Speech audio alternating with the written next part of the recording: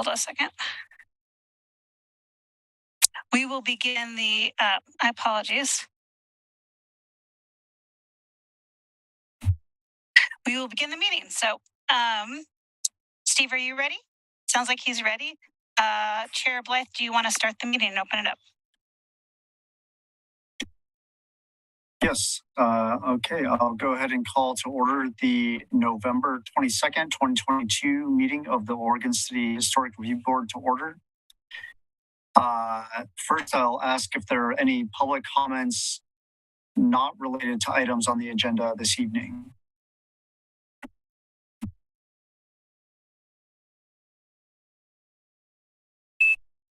All right. Hearing that there are none, we'll go ahead and move into the public hearing portion of the agenda. There are 2 public hearings on land use applications scheduled tonight. Our role is to conduct the public hearing and to make decisions about the matter before us. In making those decisions about we must apply the applicable codes and laws and cannot vary from or change those laws or codes. Members of the Historic Review Board are to be unbiased. Before the start of each hearing, I will ask the Historic Review Board members whether they have had any potential conflicts, such as family, financial, or business relationships with any of the applicants or with regard to the land in question. I will also ask whether any of the Historic Review Board members have discussed the application in question with any of the parties or have independent knowledge, relevant facts, such as from a visit to the site in question. Any member of the audience may question any Historic Review Board member about their disclosures. A staff report has been prepared and for each application has been made available to the public 7 days before the first public hearing. The staff report identifies the approval criteria that apply to each applicant's proposal. Staff has analyzed the criteria which are contained in the staff report. The quasi-judicial hearing procedure that the Historic Review Board will follow is set out in state law and the Oregon City Municipal Code. The hearing procedure steps are shown on the Historic Review Board website. Public testimony will be called on in the order it was requested in advance of the meeting. If you have not emailed city staff at planning@orcity.org to request to speak and would like to testify, please raise your virtual or physical hand when I ask if there are others in the audience who would like to participate. For the public record, please begin all testimony stating your name and city of residence. If you would like to receive a copy of the notice of decision, please also state your mailing address or email address. Testimony and evidence should be directed toward the applicable approval criteria. If you believe other criteria apply in addition to those addressed in the staff report, identify and discuss those criteria and explain how and why you believe they apply to the application under consideration. Any person may submit written material while the public record is open on each application. Any written materials received by the city staff during the time period in which the record is open will be placed in the record. Written materials submitted during the public hearing must be presented to city staff in order to become part of the record. If you intend for PowerPoint presentations, reports, pictures, or other exhibits used in your oral testimony to be placed in the record, copies must be submitted to staff while the record is still open. If they're not given to staff, they will not be included. Any person wishing a continuance to present additional evidence and testimony or to keep the record open to respond to new evidence must make that request before the public testimony portion of the hearing is closed. If the Historic Review Board makes a decision with which you disagree, any issue that you may wish to appeal must have been raised on the record for the consideration of the City Commission or the Land Use Board of Appeals or both. Without raising the issue on the record with sufficient detail and accompanied by statements or evidence that the city and all parties can respond to, the issue will not be deemed appealable to the City Commission or the State Land Use Board of Appeals. In addition, the failure of an applicant to raise constitutional or other issues relating to proposed conditions of approval with sufficient detail to allow the local government or its designee to respond to the issue precludes an action for damages in circuit court.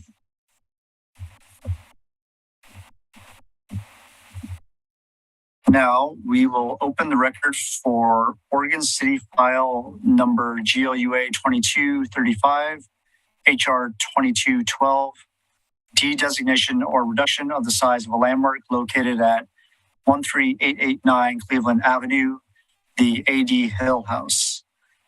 I will ask each Historic Review Board member whether they've had any ex parte contacts, conflicts of interest, bias, or any other statement to declare, and whether they visited the site and noted any information. Board Member Stobie.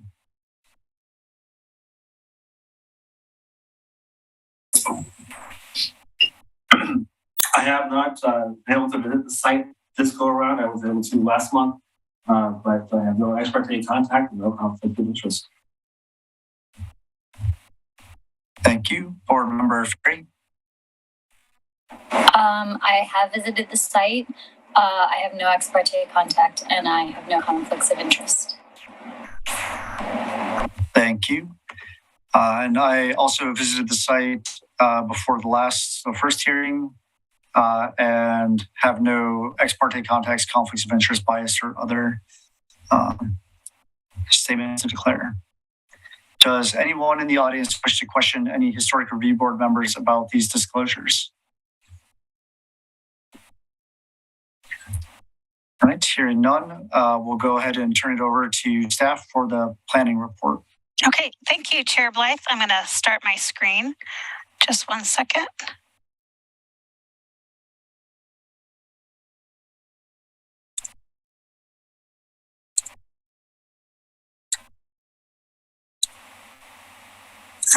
Sorry.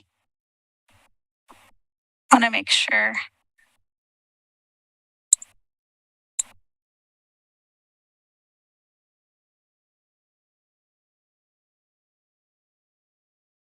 Here we go.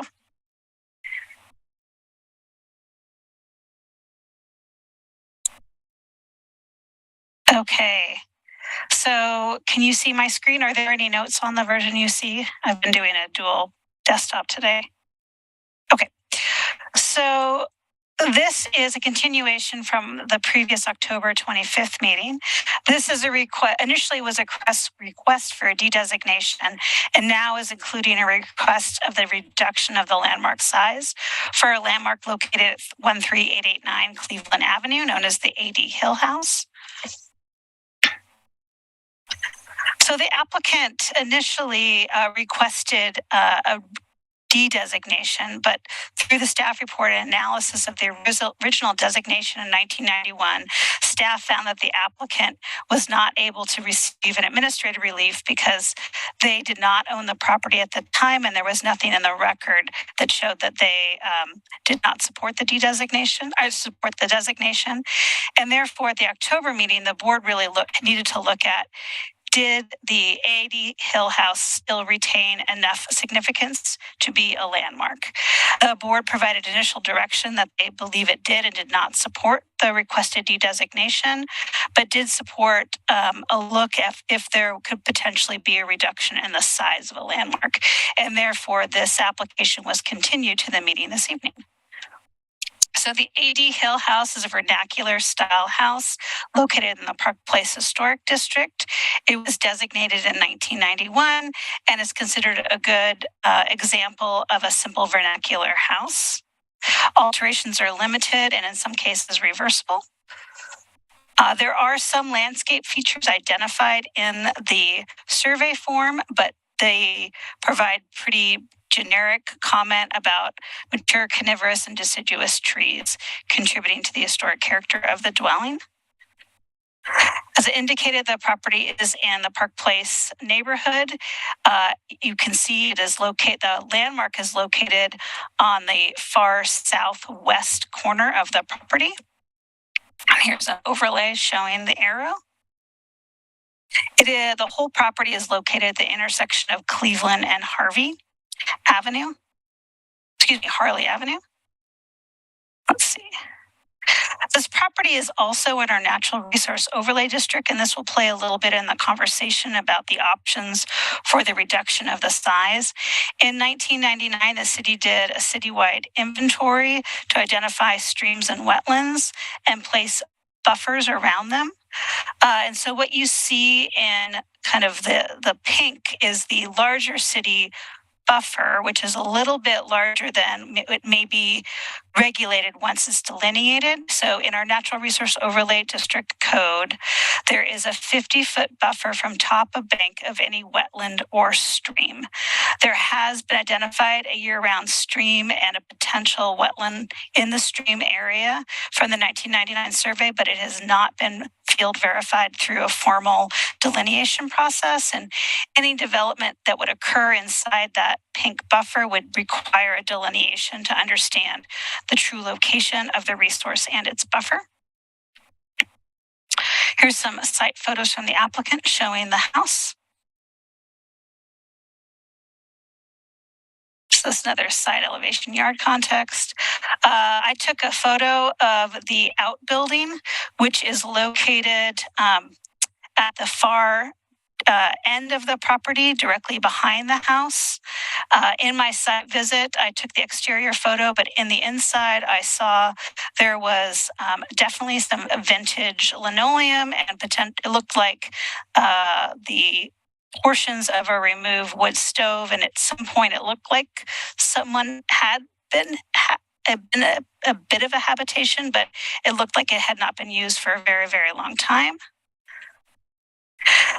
So with this request, in lieu of a de-designation, really the goal of the board tonight is to see, are there options for reducing the boundary of the landmark on the property? The byproduct of the reduction of a landmark to whatever buffer the board determines is the remainder would be reviewed without any historic overlay. So if there was additional development on that rest of the remaining property, they would just be reviewed based on the requirements of the R8 zoning unless additional conditions are added by the board. So staff has provided two options in consultation with the applicant. Option one looks at a pretty tight boundary just around the existing resource. So with a 10-foot buffer on the side and a 15-foot buffer on the back, gives you an approximately 5,000 square foot lot. Another option the board could look at would be option two. And this takes the boundary buffer direct all the way back to the edge of the property and includes the accessory building identified in that photo I showed you. This is an approximately an 8,500 square foot boundary. The interesting thing now with middle housing land division and middle housing that was not an option previously before this year is the applicant, if the board does choose to reduce the buffer, the applicant has a couple options. One, they could do a 2-lot partition under the R8 zone and get about an 8,000 square foot lot, and the remainder lot could then be built upon, but it would just be a 2-lot partition.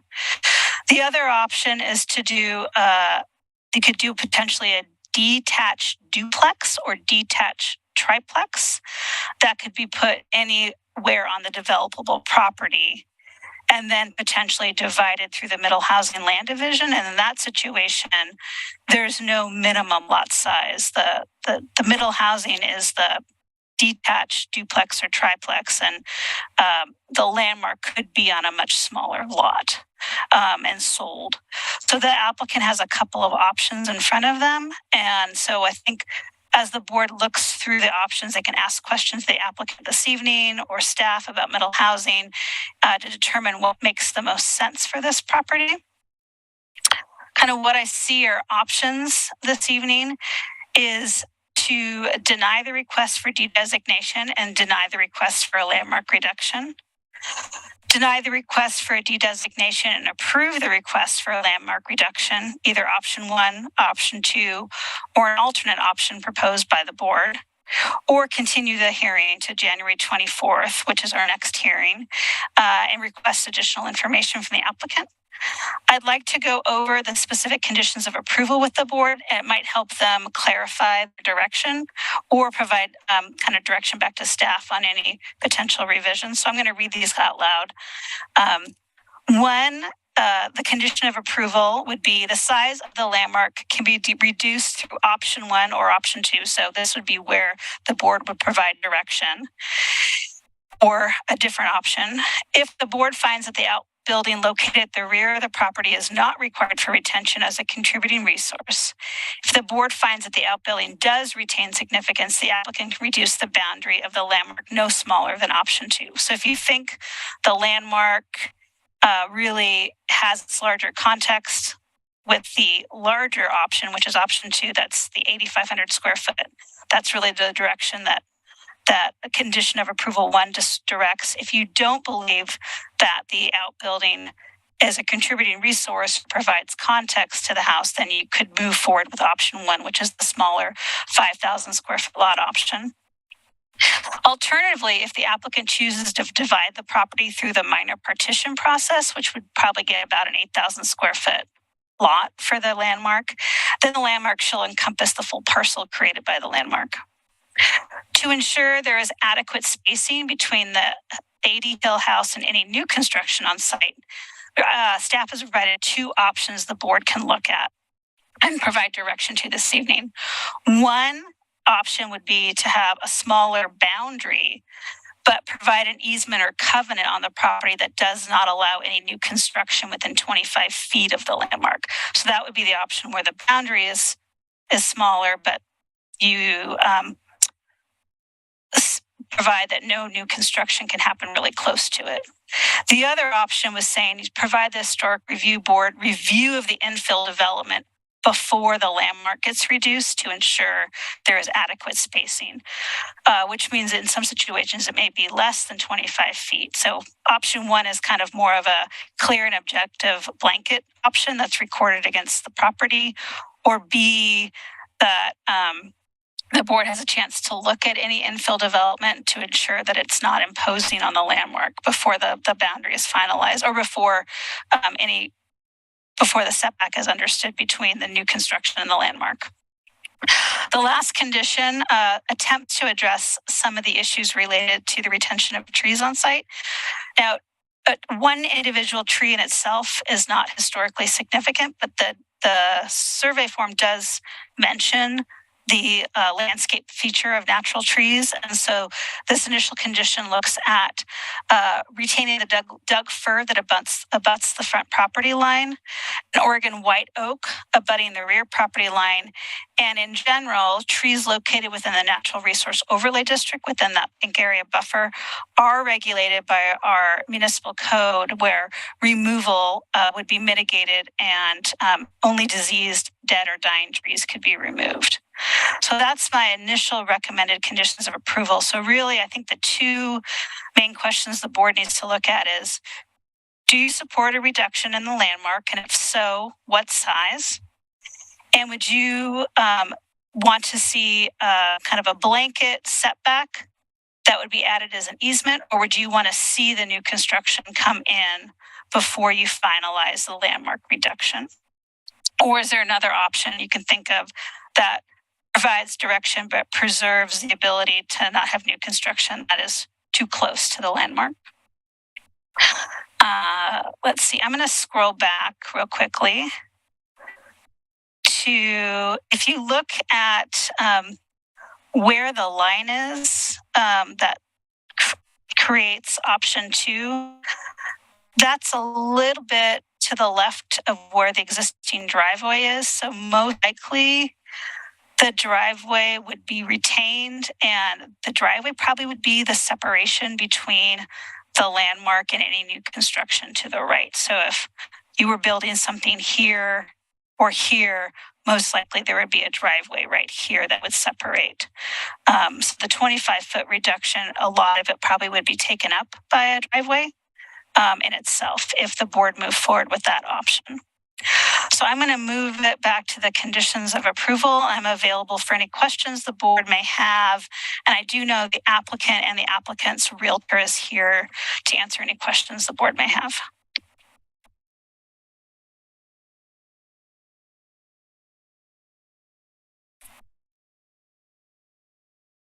All right, great. Thank you, Christina. Any questions from the board for staff?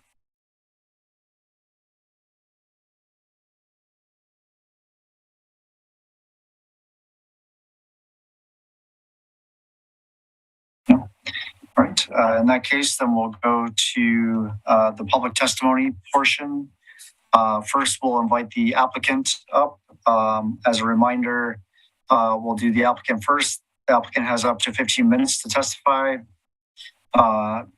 After that, we'll go to other public comment. Representatives of recognized neighborhood associations, government agencies, or other public interest organizations have up to 5 minutes, and individuals have up to 3 minutes.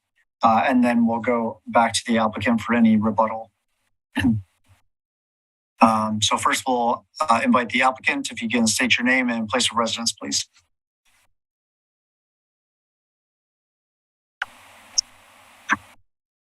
Yes, my name is Diane Woidy, and I live in Hoona, Alaska.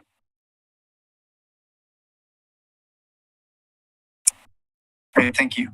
Did you have any updated any beyond what you presented last month? No, I do not. Okay. I guess one question I'll start with for you is between the options that staff presented, do you have a preference on the reduction between option A and option B? Was one of those more preferable to you, or did you have any comments on that? I'm really undecided. This is a big decision. I don't know.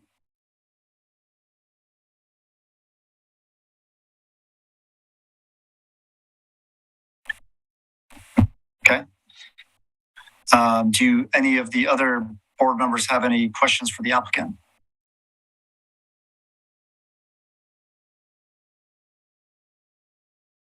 I do know Terry Stenek, the real estate agent, looks like she's trying to sit down and get to her office, may want to speak as well for the applicant. You're on mute, sorry. Oh, sorry. Yes, the one question that I have, and probably a concern, because we've had it's been very, very difficult to sell this property, is that if you do decide that, and if the owner agrees to make a reduction in the size of the historic monument, we would like to have at least 4 or 5 months before we actually give you an answer, because the problem is we don't know what the potential buyer is going to want or not want. We've got a lot of people asking about the property, but they're waiting to see, what you guys decide. I know that we had an offer within the first day, and then once they found out that it was in the historic monument, the whole property, the developer backed out. But we also have a lot of people in general that want to buy it that don't necessarily want to build, 2 or 3 other houses. But until we get some kind of decision in writing that I can show people, we've reduced the price already by $100,000. It's costing the owner at least $100,000 or more because of this issue. So we're just wanting something so that the seller can sell the property and, try to work together so that we can get this done.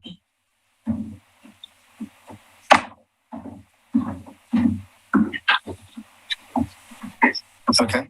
So just repeating, I guess, what I heard. So it sounded though like you didn't have a specific, or you were, without talking to potential buyers of the property, you were unsure of which option between the two to reduce the size of the landmark was preferable from a marketability perspective. Well, I know that it will help if we can at least get the house. Of course, most people want to tear down the house, but if we can get the house so that at least that is in a historic monument, and then the rest of the property, I don't know how difficult is it going to be for them to build 2 other houses. if everything else is out of the historic monument, how difficult it's going to be for them to build like 2 other houses on the property. I've got properties that I divide all the time, but I don't know once that is resolved, once you guys decide what you want to let us do, how long does it take someone to divide that other property into 2 other parcels? Does anybody know that? Will it be an automatic or? Chair Blythe, would you like me to speak? Yeah, please, if you could. Okay. Yeah. So there are a couple of options. A typical partition, like a 2-lot partition, it goes through the land use process. So that will be a 2-lot partition. Yeah. The Middle Housing Land Division is constructing the houses and doing the land division at the same time. What I'm hearing, and I'm going to present what I'm hearing as a lens to look at this. Uh-huh.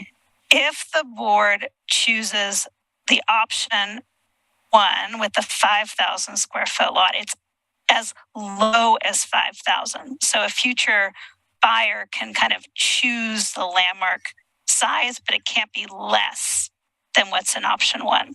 Okay. If the board chooses option 2, the future owner can have the landmark size. It can't be less than option 2. Okay. The way to think about it. Okay.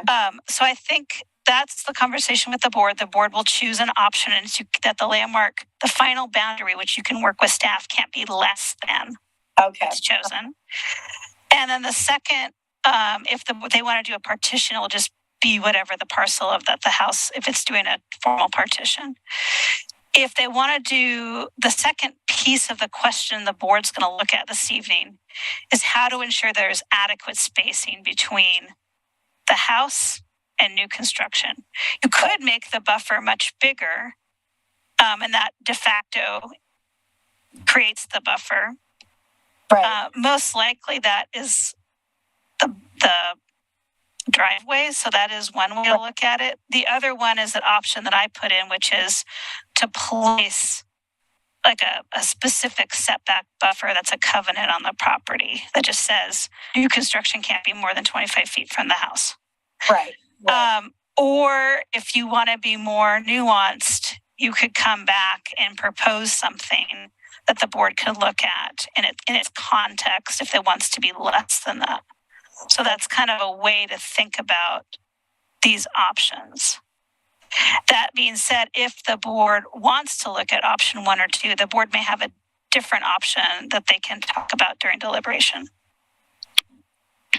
Okay. And then when will that be discussed and when do you think we'll have? That's going to happen right now. So after this, we're a little out of order, but after this comment, the board's going to have its deliberation. But I think they want to ask questions to provide you context. Okay. And so as I'm going to remove myself as staff from this conversation, but I think just want to give people a little bit of direction of this is what the board is looking at this evening. Oh, okay. Okay. So I'll give it back to Chair Blythe. All right, thanks, Christina. I appreciate the perspective there and clarification. I guess I'll go to the rest of the board if anyone has any additional questions for the applicant.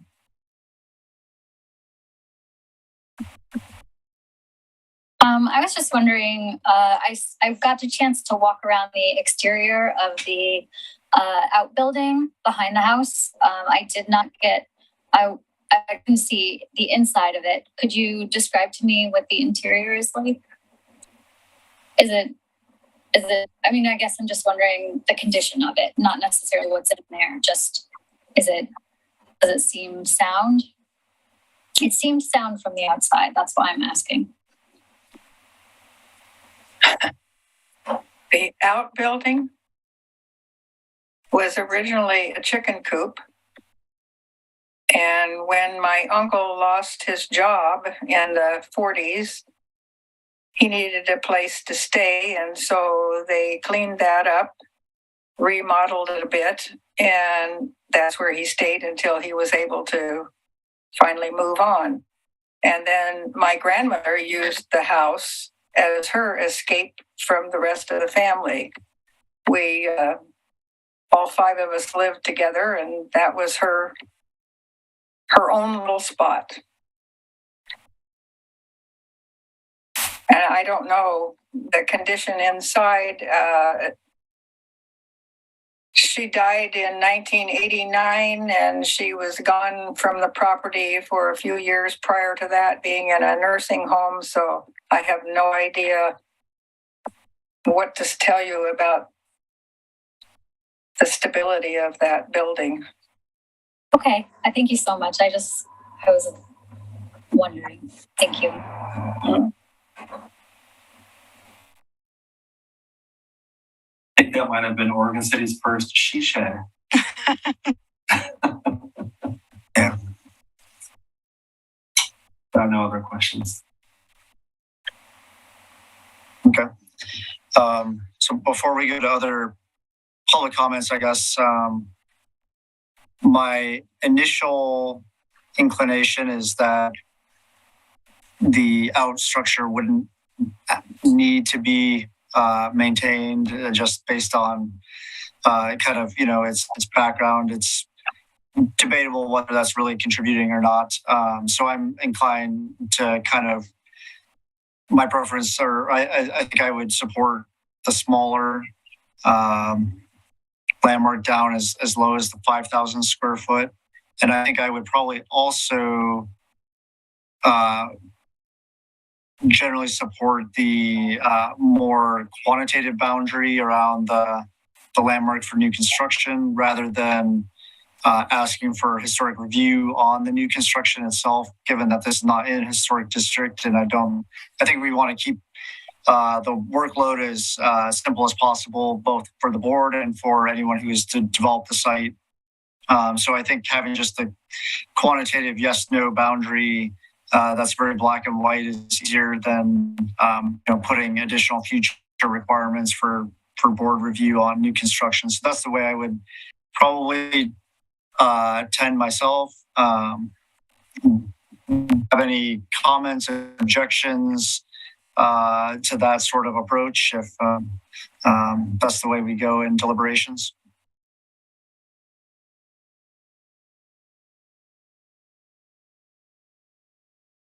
Are you speaking to me? Or To you or Terry.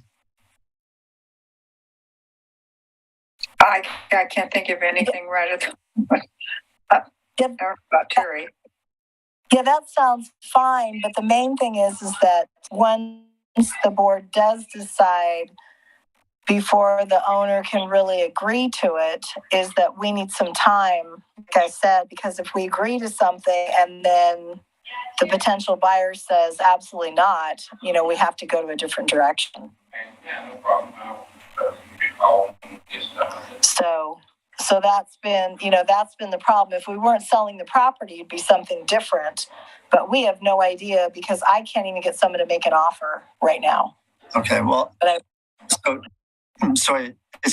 think what we can do is, if we were to approve that option, it would give you the ability to reduce the size of the landmark down to as low as that amount. Right. And then, but you can always keep it any amount larger than that. So I think it would give you down to that minimum boundary. Yeah. And then I think you can wait to exercise that option to do that until you might have a buyer in place that's expressed their preferences. Okay, and that sounds at least like we've got it down to. It sounds like it's not going to be able to have us. Of course, they would rather start new because that house, the condition that it's in. But it sounds like that's not going to happen. Like you said. So at least it's got it down to a 5,000 square foot lot. So we have the remainder of the property if someone does want to, build a new house, even one. So right. Okay. Yeah, that sounds of like. Of course, that's pending everyone else's, the rest of the boards. And I don't think we have any other public comment this evening. The rest of the people on the Zoom are for the second application. Okay, great. That was going to be my next question. It was whether there's any other public comment. Sounding like there's none. And any final board questions before we go to? All right. Then we'll close the public testimony. And then I'll go around the board, starting with Board Member Stobie. I like the idea of the 5,000, the minimum that we can do for the for reducing the size of the landmark. I do want to make sure though that it sounds like, and Christina, correct me if I'm misunderstood, but with the 25 feet buffer between the landmark and new construction, it sounds like you're not exactly sure where that lands in the driveway. I think a majority of the driveway right now is really skinny. So most likely, if there was a new, it would be like a new driveway. So just doing math, if you add 20 feet, 25 feet to the edge of the boundary, you're probably taking up a lot of that buffer will be the driveway. Okay. And the only way to ensure that is put that as a covenant. Yeah, right? And because maybe a driveway wants to be put in somewhere else, but then we know that that's there. Okay. So I would be in favor of the 5,000 square foot lot with the 25 foot covenant or buffer covenant.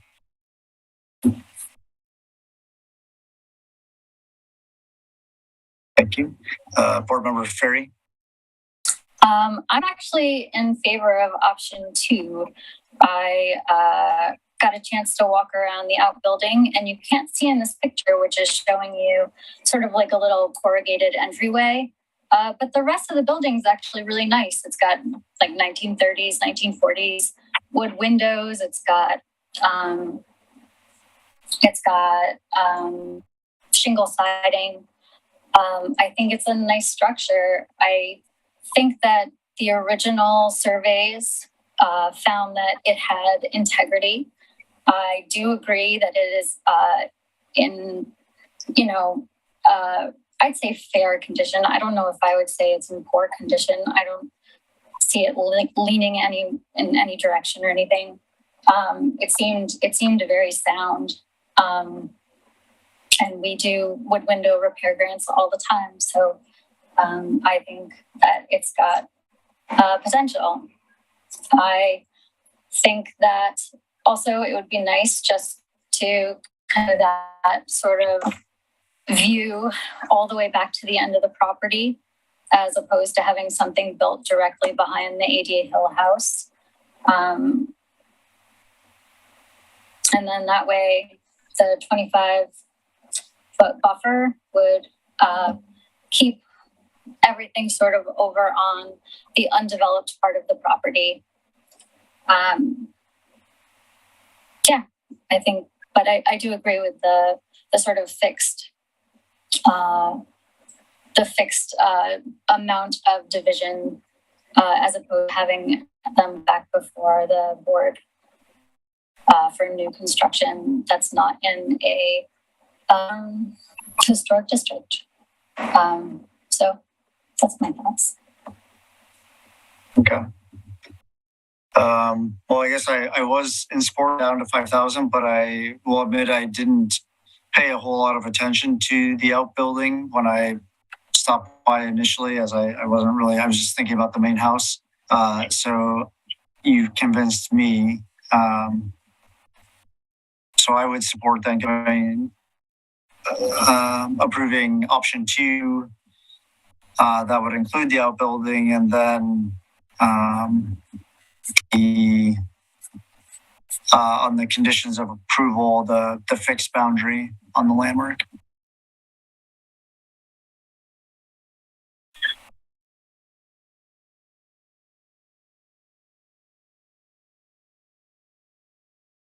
So I guess we could make a motion to approve that, and then if for some reason the applicant needs to come back because the buyer's want to do something slightly different that doesn't quite fit into that, then we can revise that at a future date if needed. But hopefully that'll meet the need there.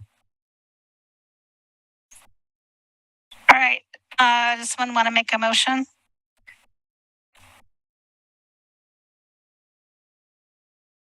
I make a motion to approve GLUA 2235 HR 2212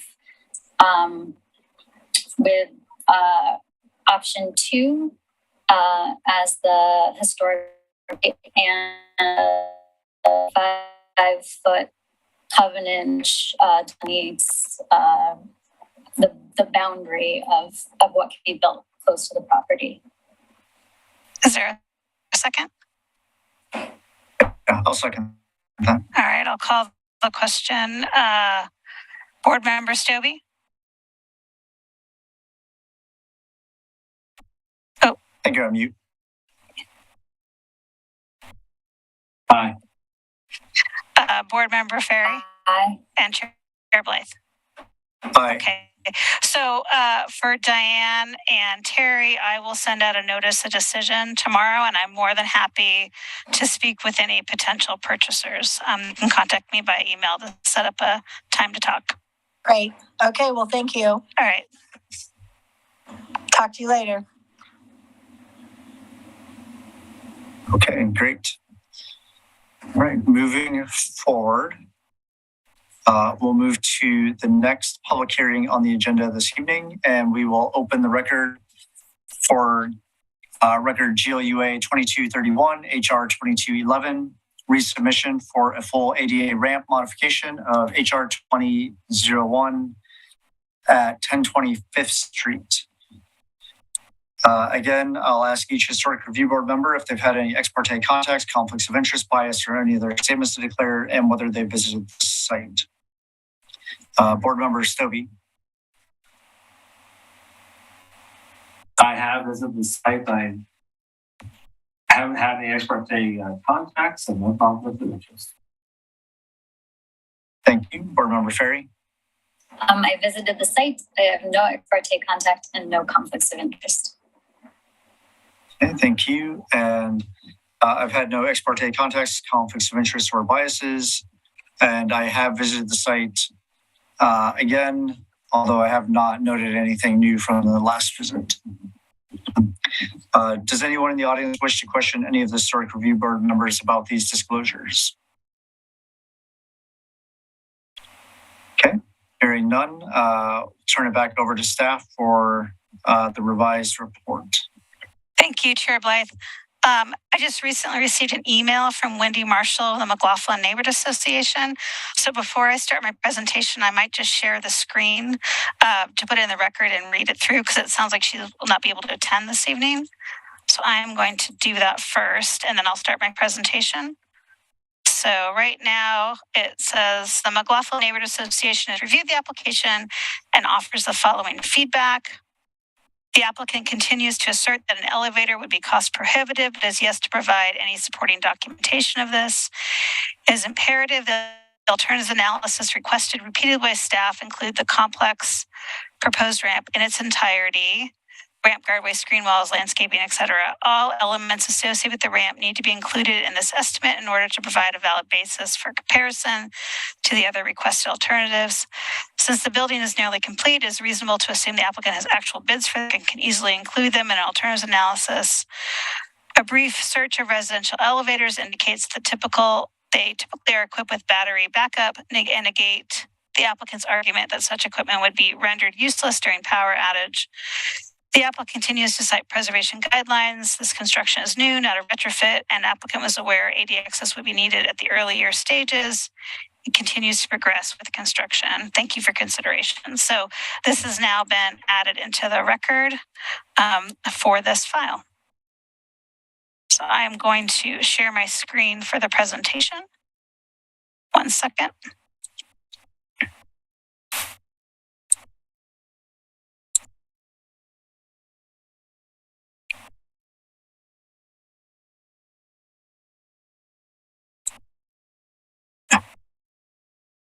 All right. Can you see the presentation? Okay. All right, this is HR 2211, which is the exterior modification to an approved live work building, which is HR 2001.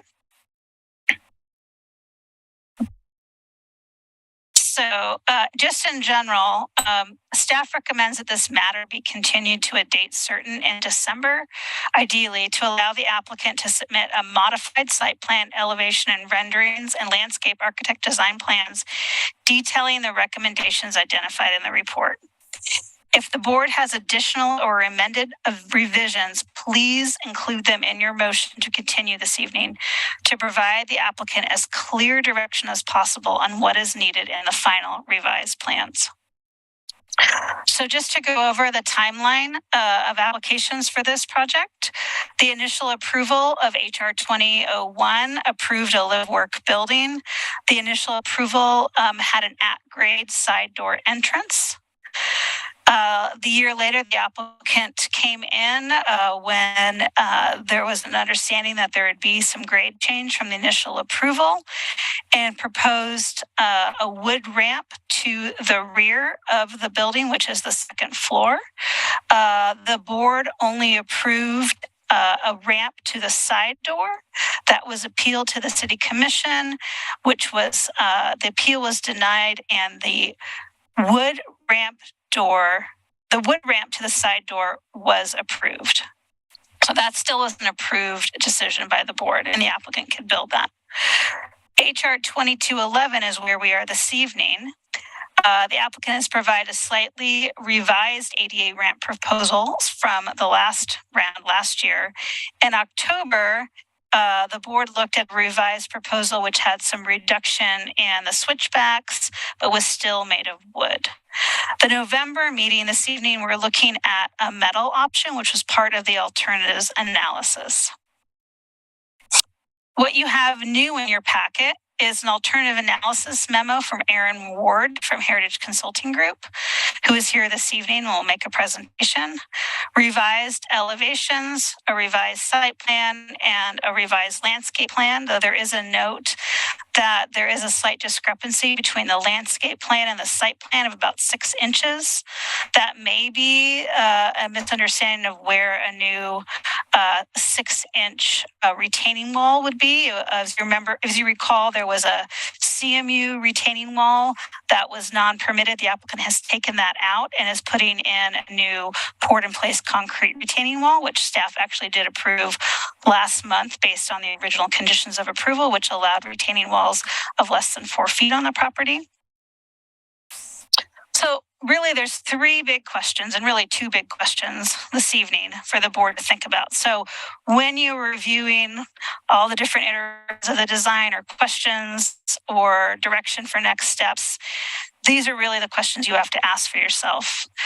A, does the revised metal railing ADA design satisfy the standards, particularly the obligation to ensure the new construction does not introduce a new building style that dilutes and detracts from the historic context of the district?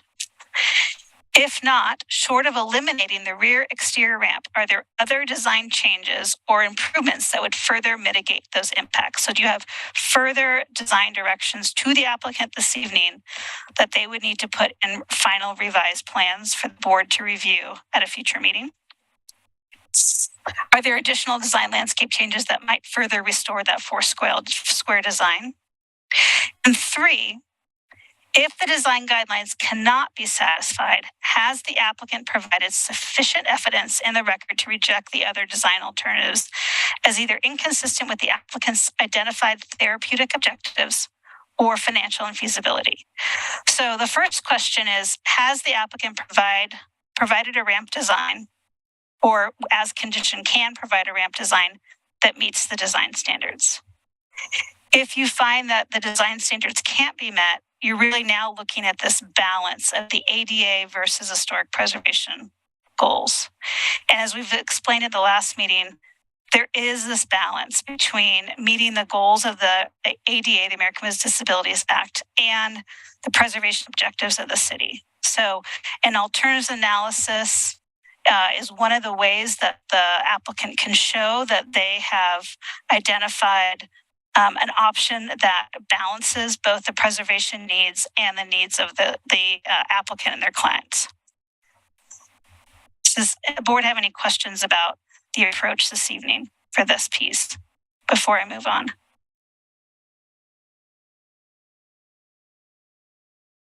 Okay, I don't see any. I'm going to move on to the next slide. So the Historic Review Board has approved metal elements in both historic districts and landmarks. Often they were related to more commercial projects, though one in Kenema was related to a design of a 1970s house and its accessory building. The board has previously found that metal is an appropriate material for infill development, especially when used to further differentiate new from old, or when completely open to new elements.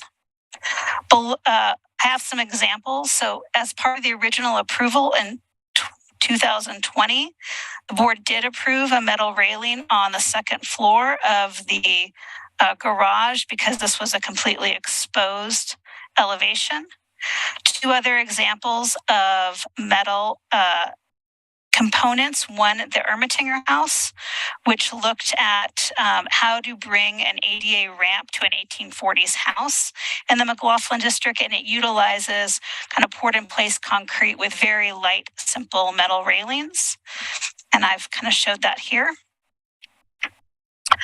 And the Stevens Crawford House is an example of putting infill metal railings along either side of the historic stairs for accessibility options for museum visitors, because there were no railings on the exterior of the Stevens Crawford main steps up. And so they needed to provide better accessibility and handrails. And so in this situation, there was an inset metal white railing to meet those needs. So here are a couple of examples of metal railings within the historic district.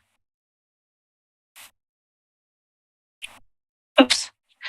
So the staff really has recommendations as well as conditions of approval. So I'm going to go over the recommended revisions that staff would like to see in a final compiled revised drawings.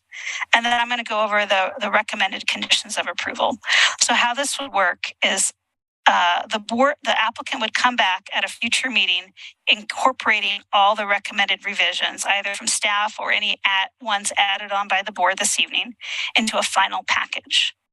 That package will be reviewed at a date certain meeting to ensure that they've incorporated those recommended conditions. At that meeting, the board would then make their final decision.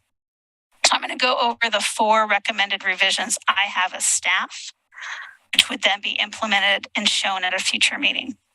1, in order to further differentiate the ramp in the house and reduce its massing on the district, the applicant shall return at a date certain future meeting with an updated elevation drawing that removes horizontal siding from all portions of the ramp structure.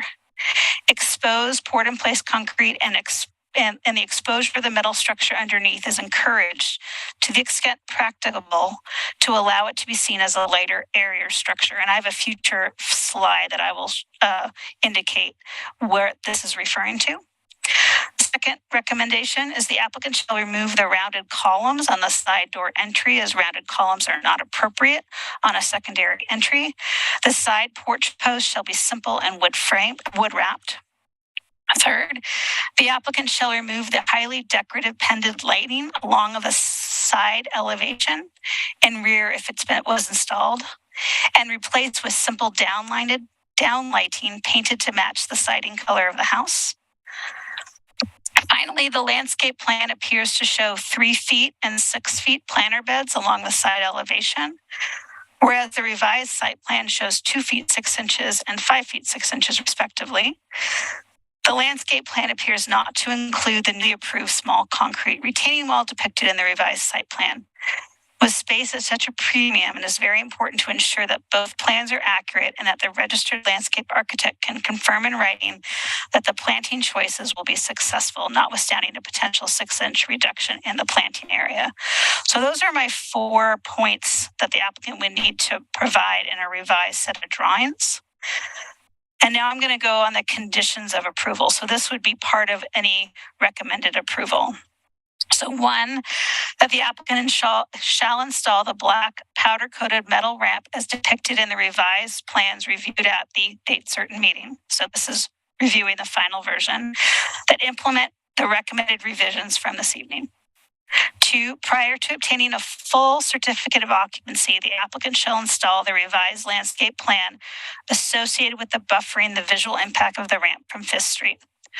1 year from after obtaining a full certificate of occupancy, the staff shall perform a site visit to verify that the plantings along the side, the right elevation, buffering the ADA ramp are healthy and any required replacement plantings for any dead or dying plants.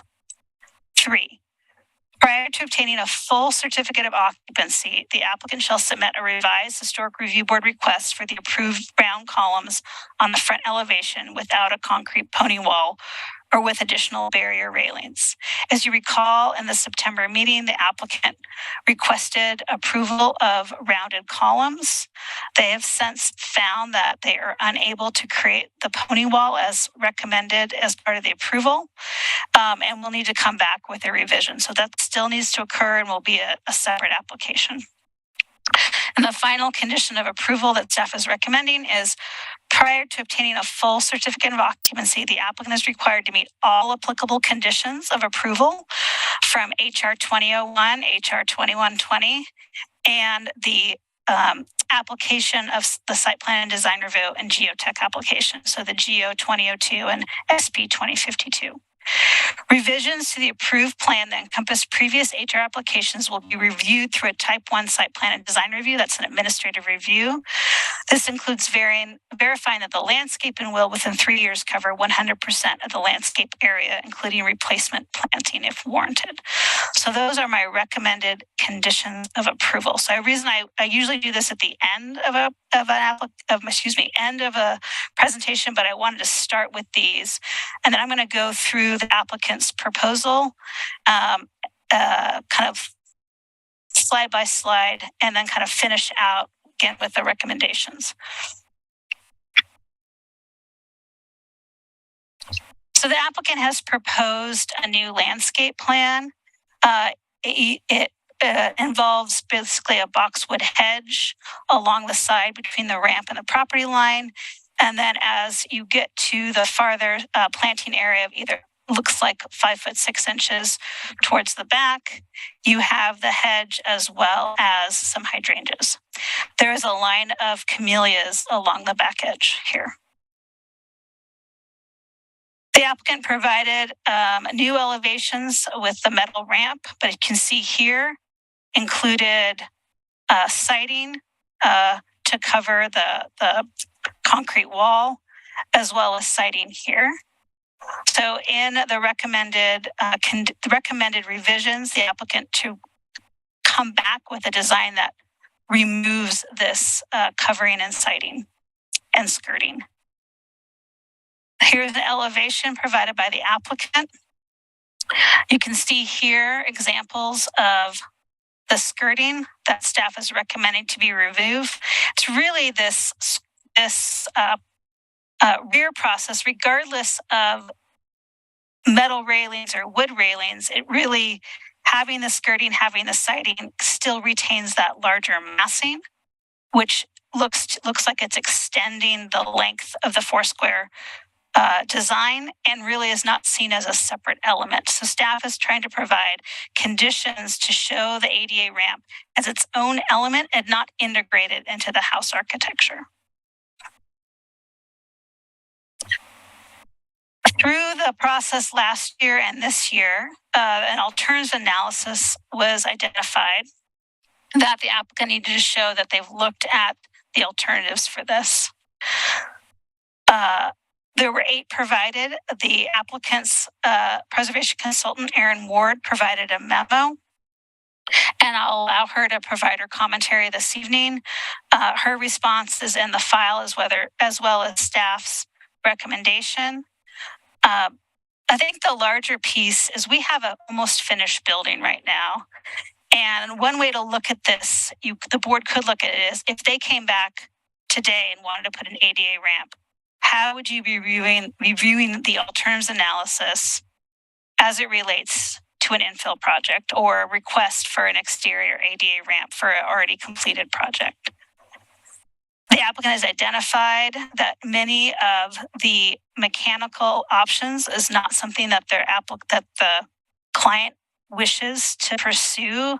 Any of the mechanical, regardless of a battery backup, it's not something that the client wants. And Carrie Richter, Assistant City Attorney, is here this evening if you have any specific questions about the alternatives analysis as it relates to mechanical options, specifically internal elevators or chairlifts.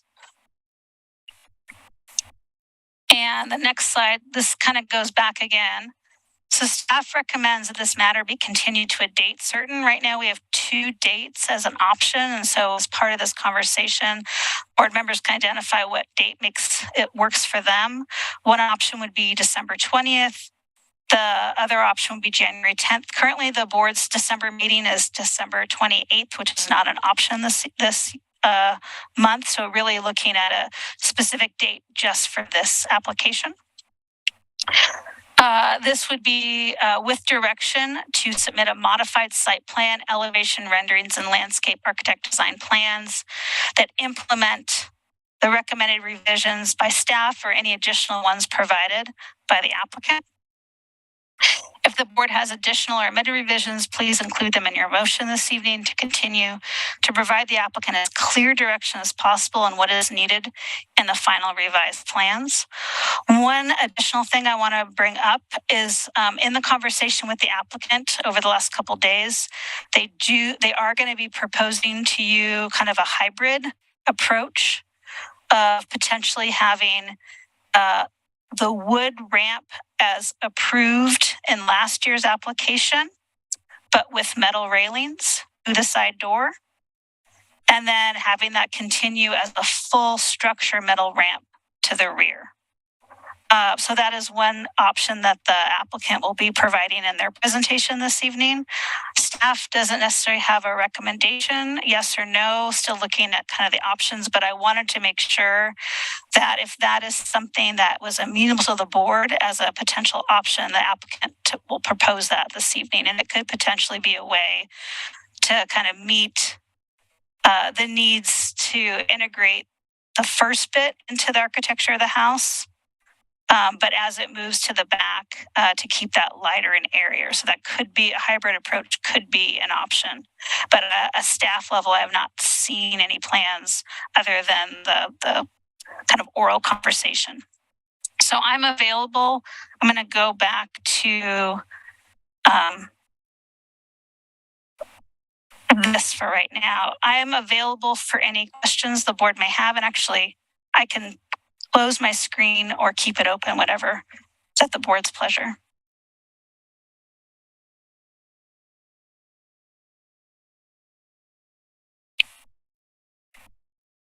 All right, thanks, Christina.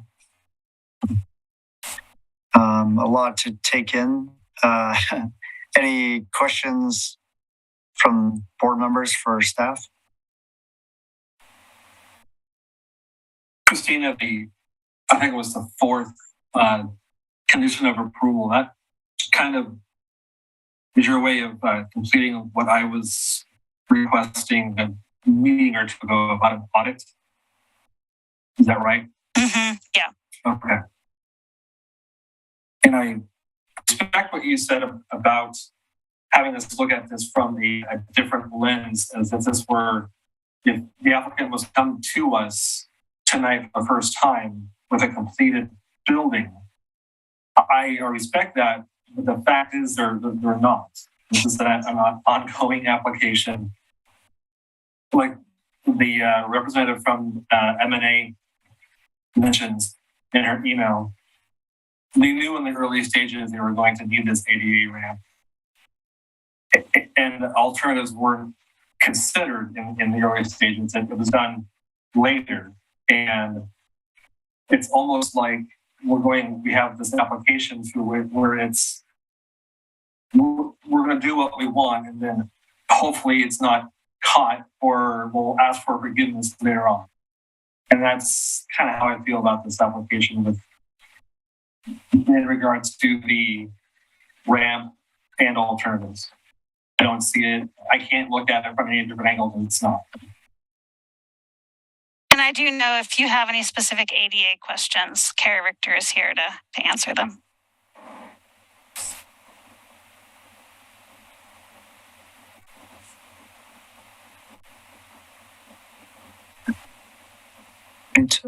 Any other questions for staff?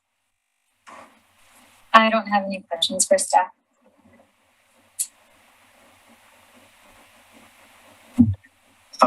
I guess my only question on, so number 4, I guess Ray kind of brought that up, but again, audit, do we have any kind of preliminary list of items that might be under review there, or? Well, is this for number 4? Yeah. Mm-hmm. So it's kind of 2 pieces: reconciling alterations that the board approved during last year when they approved additional windows and the revised ADA ramp. That the applicant still needs to have a minor site plan and design review to put in their final design to revise the site plan and design review that was approved. You're allowed to do a type 1, a staff level review for small changes. So they would do that. So changes that were approved by the board need to be reconciled and approved through the site plan and design review process.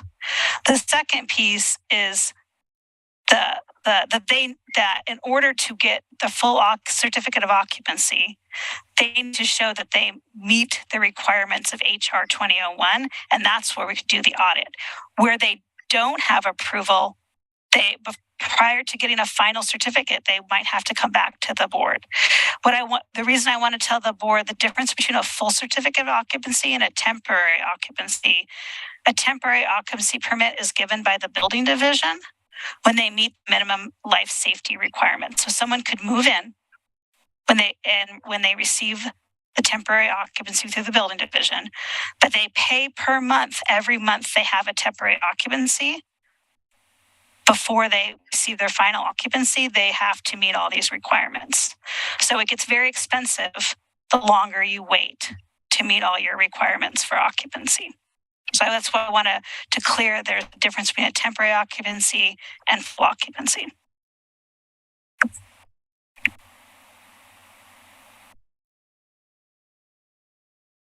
Okay. Yeah, I guess one concern, and we can ask this of the applicant when they speak, though, is just, how many times are they going to come back to the board with revised applications on this single project, which is really straining both the city staff, straining the board's time, straining their own time, and I'm sure their budget. We had the initial application, we already approved revisions that they then didn't execute correctly. We approved the updated pony walls, which then they've, after they stated they wanted to do it that way, now, they have to change them again. It's getting a little bit frustrating, certainly from my perspective, and I'm sure for the rest of the board here too. So I'm hesitant to want to approve other, this in isolation, I guess, when we know that the entire project is not in compliance with the approved plans. So I guess I have a concern there. But I guess moving forward, we can go ahead and move to public comment. Again, just as a reminder, the applicant has up to... Sorry, there we go. The applicant will have up to 15 minutes. Organizations up to 5 minutes, and individuals up to 3 minutes. We'll go ahead and invite the applicant if you can state your name and place of residence.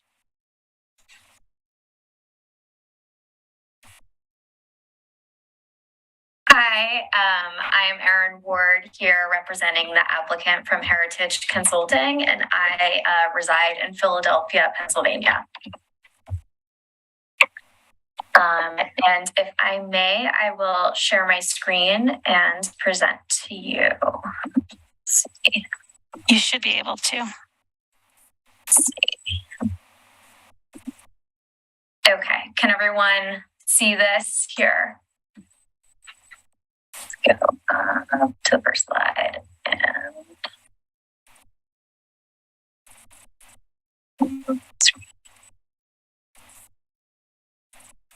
okay, can everyone see my screen? Yes. Okay, thank you.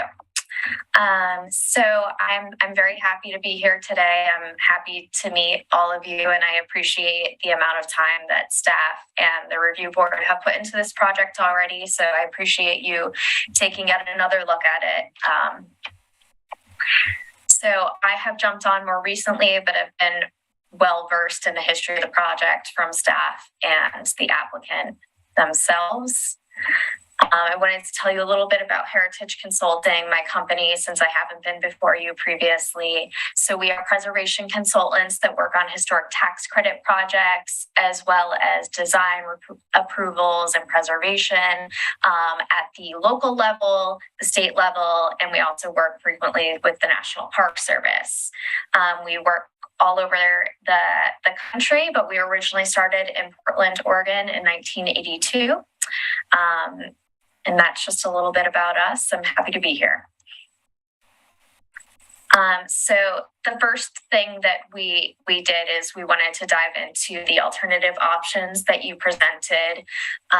Those included the addition of an interior chairlift or residential elevator, the addition of exterior stairs with an exterior chairlift, the installation of a ramp at the southeast elevation using the natural topography, the use of alternative materials such as metal in the design, the reduction of the size of the rear porch so that we could reduce the massing of the ramp itself, the installation of a taller retaining wall, and revising the landscape design. So I'll hit on a couple of these here, and in the next slide, I'll hit on a couple more. The use of a chairlift or residential elevator, as you have, it sounds like, heard before, were not only financially infeasible for the applicant earlier on in the project, but especially now with the building being fairly close to the end of construction, would require major design revisions, as well as the concern for potential weather implications or power outages. The installation of the ramp at the southeast elevation would actually not meet code with the natural topography, and we have the entrance at the opposite right elevation, so that isn't really a viable option. But there are a couple of the alternative options that have been included in the revised design that the applicant has changed. So those include changing the railing on the right elevation to metal, so that it is a smaller massing that is less visually intrusive, changing the ramp in its entirety at the rear to metal, as was proposed as an alternative option, reducing the massing at the rear by reducing the massing of the porch, as well as reducing the number of switchbacks to the minimum to meet code. And revising the landscape design to not only incorporate planters that are visually obscuring the ramp itself, but also changing the landscape to meet more appropriate landscape options that are native to the area, as well as historically appropriate with English garden variety. So those were the alternative options that have been incorporated into the new proposed design.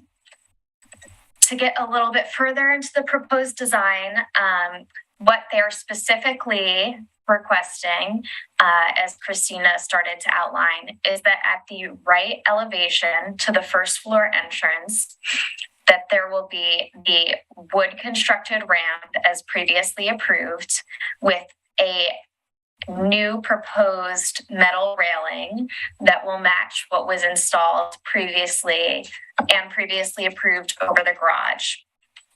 So the metal railing, again, we saw some examples about metal used in the conservation district elsewhere. And actually metal is often suggested by the National Park Service as a good alternative in historic districts and on historic buildings. I know this isn't a historic building, but within the conservation district, because it can be differentiated from the historic structures. It can also be less bulky than maybe a traditional wood railing. So it's compatible with the district, but also differentiated and not mistakenly false historicism. So that's what they're proposing at the right. It would be a wood ramp with the metal railing. There would be no visible pressure treated wood anywhere. There would be no skirting, except for minimal skirting to hide, again, any pressure treated wood. And then as the ramp turns to the rear of the building, it would be completely a metal structure, ramp, and railings. The reason for this change is because while the ramp is a single ramp on the right elevation, as previously approved, at the rear, a completely metal constructed ramp would allow for it to be a lot less bulky, less massing, smaller in size.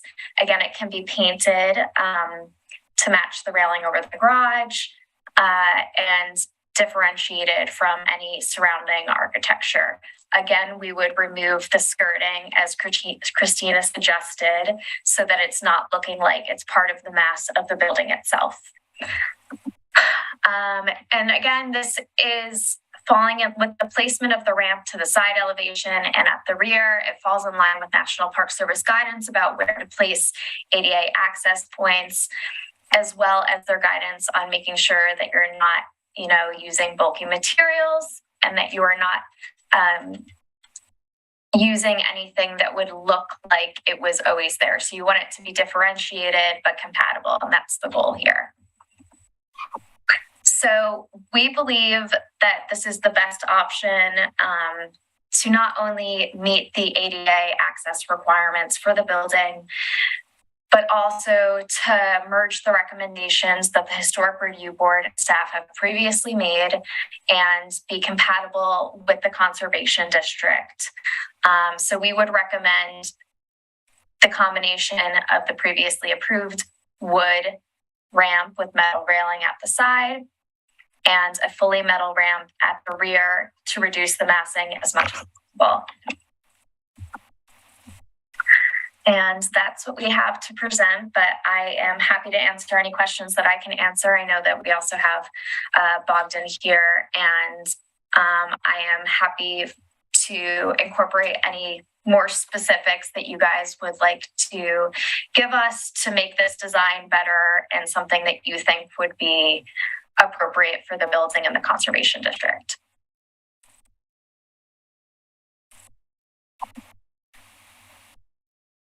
Okay, thanks, Ms. Ward. Any questions from the board for the applicant? I'm wondering why the wood ramp, the previously approved wood ramp up until the first door, why not a metal ramp the entire way? I think the concern is that the side entrance as the primary entrance, that the wood construction of it would have less weather issues, dealing with safety and slipping for the primary entrance of the building, while still providing ADA access to the second floor. That was my understanding of retaining the wood up until that point. And then again, the main concern is that while the massing at the side, it's just the one ramp, at the rear to construct that completely of wood would have a larger massing. While it may be less expensive for the applicant, it would have a much larger massing, and we can minimize the massing and also make it look like it's less of the existing structure by constructing it fully of metal at the rear. So that was kind of the compromise between what was approved before, but something that would take up less mass at the rear. Okay, thank you.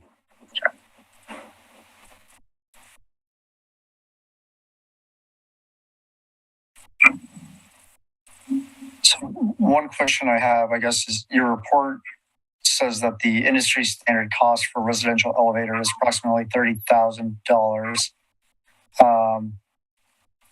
I recently got a quote for a pretty simple deck in Oregon City, and that I would imagine would be just based on the square footage and materials and whatnot would be substantially simpler and smaller than this ramp. And it was, the quote definitely exceeded $30,000 substantially. Do you have any cost estimates on the ramp and how that compares? I personally can't speak to that, Bogdan. I don't know if you can speak to that, but I know that was our Heritage's comps on the prices were only strictly for the installation of the elevator, and it wasn't for the design changes that would have to happen within the interior of the house to install that item. So it would probably be a much more significant number, that much I can say. But I haven't been part of the cost estimating for the ramp itself.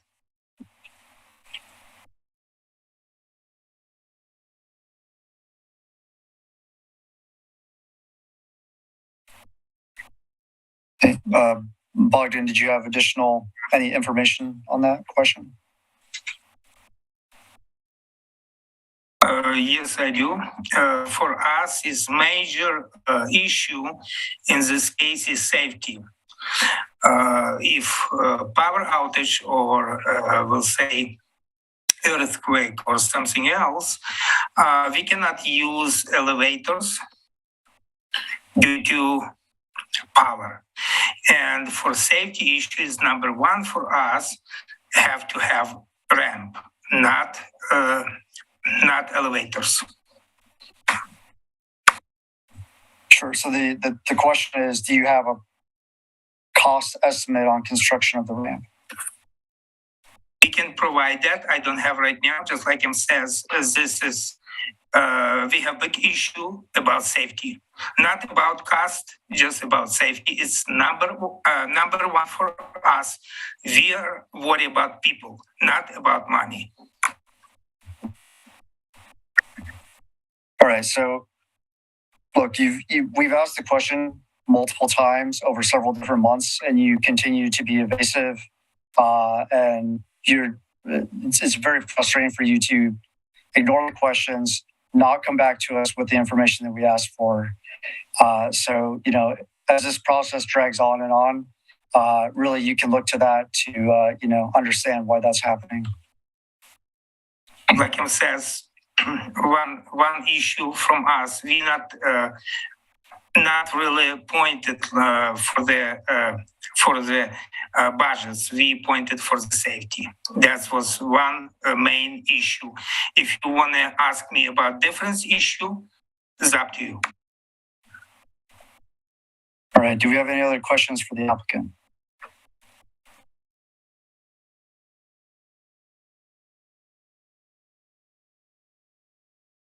All right. Then we'll move on to any other public comments.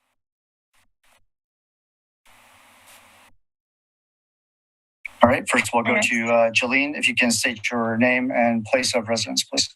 Hi, my name is Jolene Maudlin, and I live in Oregon City, and I'm in the McLaughlin neighborhood. So my comments are that back when we started building this in the very beginning, it was supposed to look like the Crawford House. What we currently have does not look like a neighborhood residential building with a little bit of a business. And I believe that two of the people here have spoken tonight, that we just keep pushing it, the little tiny infractions, and now we're at the end. And we're saying, oh golly, he's at the end. And all these parts have not come together. Let's just go ahead and wave it and push it through. It doesn't look like a residential building, and that metal ramp now does not look like a residential building. I don't know any residential homes around here that have metal ramps that kind of go into their yards. I'm afraid that we continue to just excuse, and it's this monstrosity of a building that does not look like the Crawford Box House. It does not look like it belongs here. We have new people that come into the neighborhood and said, what is that? It's not a residential building, and so we need to keep asking, what is this building for and what's its purpose? I want it to be ADA.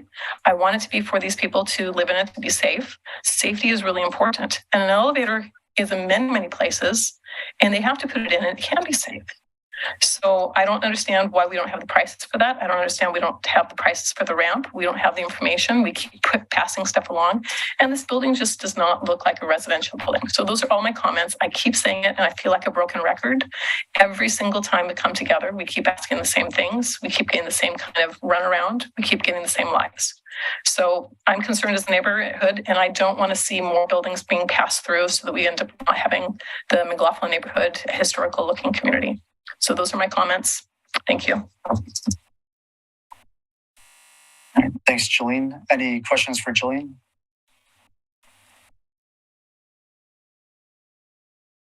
Okay. Any other public comments on this application?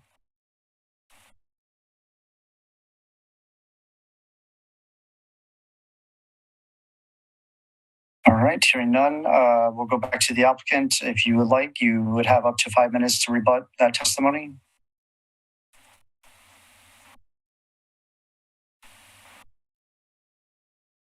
So I would just like to make comment again about why we think the metal ramp in this case is an appropriate materiality. Not only is it responding to the alternative options provided by staff and the Historic Review Board, but it's also in line with guidance from the National Park Service that once the materiality within historic districts or within historic properties to be differentiated from those for new elements than those that are existing. I think with the conditions that are recommended, that this could be an appropriate design for the building and the district itself. And I understand the frustration that I'm seeing here as my first time here, but I think we all just want this resolved in a way that will make everyone happy and hopefully not have to continue revisiting it. So again, I appreciate all your comments and your thoughts.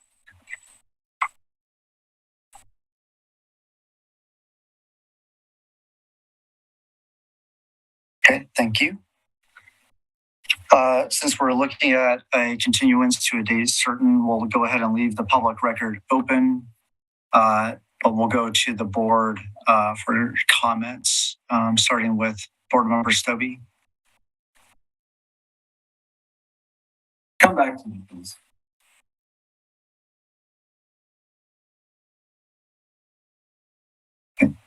Board Member Ferry.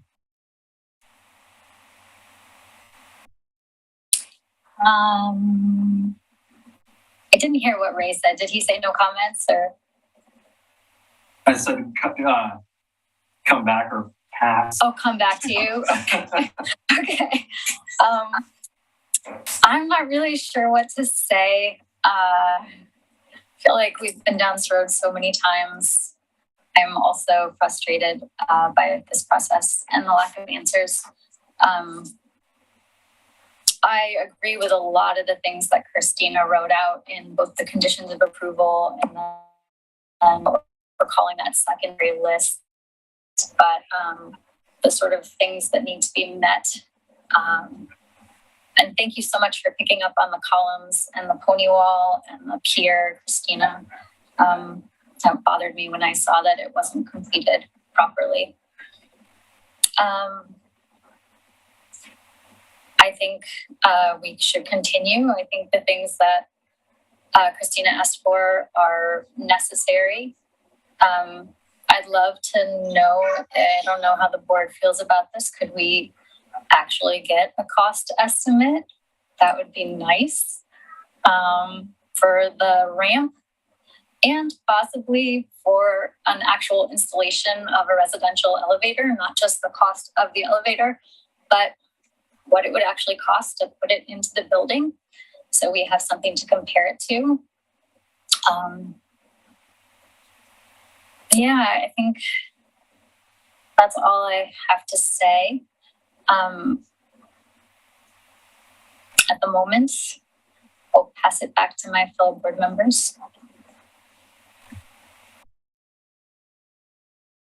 I'll pick up on that. I just couldn't find the words. I've been, just like you, Sabrina, and others, I've been frustrated with this for quite a long time. And just like you, Sabrina, that it's the cost of the elevator, the ramp. We've asked for it many times. Grant said it too. It feels like they keep skirting around the issue. And again, they've known quite a while that they needed to do something to make it ADA compliant, and they haven't complied. But we need to get something into the continuance for next month to include cost of the ramp and cost of the residential elevator installed. I agree with that. I fully support that. But I know Carrie doesn't.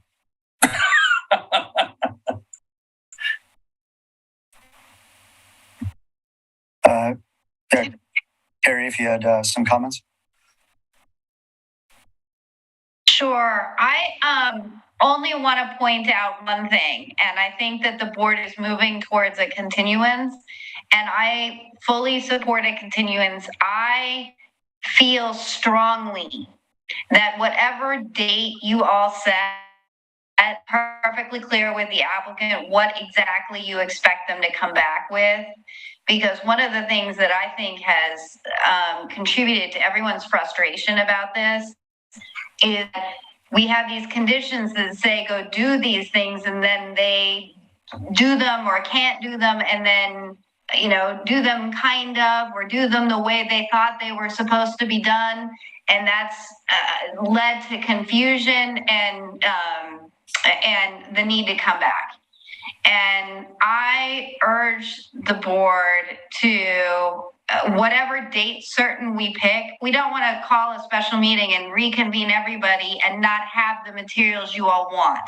And what I want is, I want to see elevation drawings that show exactly what they're going to plant, where it's going to be planted, how tall it's going to be when it's planted, exactly what it's going to mitigate for. I want to see this hybrid ramp, the wood and the metal. I mean, that's the kind you've got to, in my mind, see this. You cannot condition it.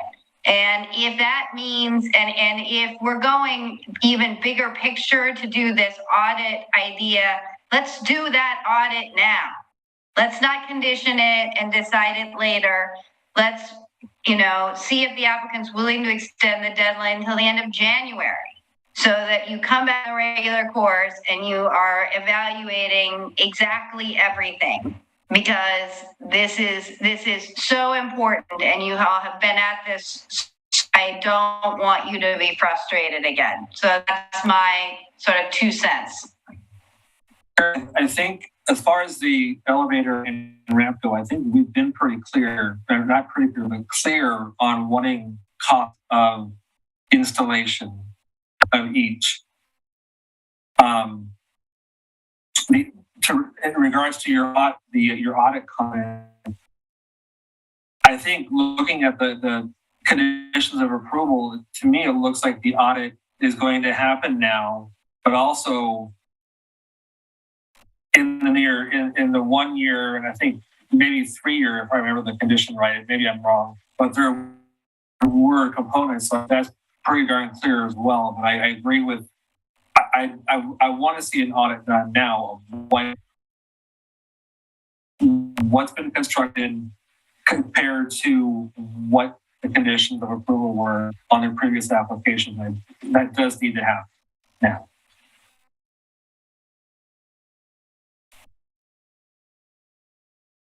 A lot of this ramp talk is a lot about safety, not just cost. for the applicant, it seems. So, would it be able to get sort of analysis on the safety of, I mean, the elevators are used in buildings. I know, like many public buildings, I know you can't use them during fires. I think that a lot of buildings have areas of refuse. They have sprinkler systems for things like that. I know that I've lived in this neighborhood 4 or 5 years now. And the only time we've lost power for a significant amount of time was during the ice storm. That was 3 or 4 days of power loss. And there was 1.5 inches of ice on absolutely everything. And you're not going to be able to use a 97-foot ramp to get people out of a building if it's covered in 1.5 inches of ice. So I'm just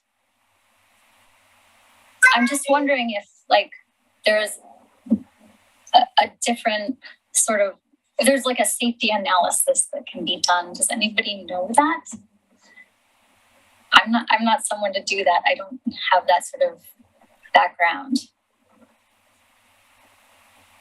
Yeah, same here. I'm not sure, but Yeah, I guess my comment would be that when we asked for an alternatives analysis, that was all of these things are very much exactly what we were asking for. And I was expecting to see a table effectively of options 1 through 5 or 10 or however many there were, the prices, the impacts, the pros and cons from a perspective, whether does this option work in a power outage? Does it work in this type of condition? Does it, that, and then some sort of recommendation based on that. To me, it feels like when we, that we are being told that we need a ramp because a ramp is cheaper and less impactful to the project. And then we ask for the justification for that. And then it's, this is a safety issue. And then when we point out that maybe, dig into the safety issue, then it's an economic issue. And then there's not any clarity really on that there. So, well, show me how a ramp is safer than an elevator during an earthquake. Because there's nothing saying that unless there's ways to seismically secure these ramps, what's to say that the ramp isn't going to collapse under some weight during an earthquake? Now you got residents stuck. Yeah. So I would say, I think what we need in the alternatives analysis, or from my engineering background, I would call it a trade study, but it may be a down to the dollar estimate, but at least a ROM estimate that's inclusive of both the solution itself, the elevator or lift, and the installation and modification costs. What's the rough order of magnitude cost on each of these options? What's the qualitative benefits or that, and that from a effectiveness of the solution for what the goal is, and then the historic review impact from as well, I think, and then be kind of weighed against each other with a recommendation. I think we want to approve something, probably the ramp, but we need the data to do that. Yeah. Can I say something as a design engineer? At this time, sorry.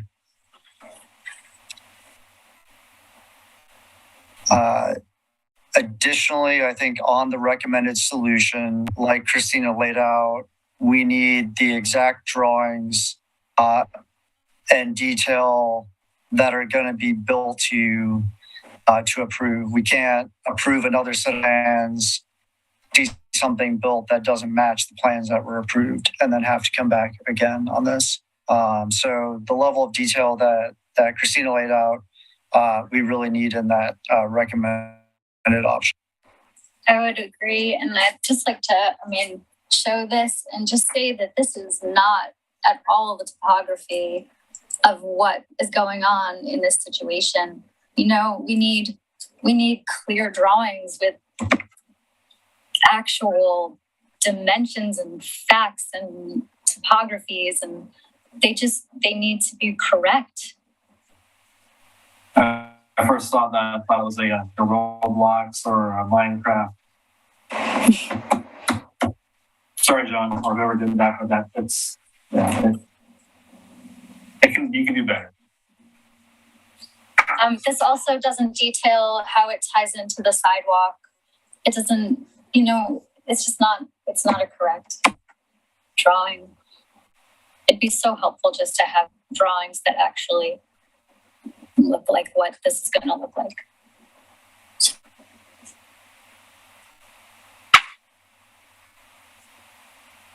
Okay, so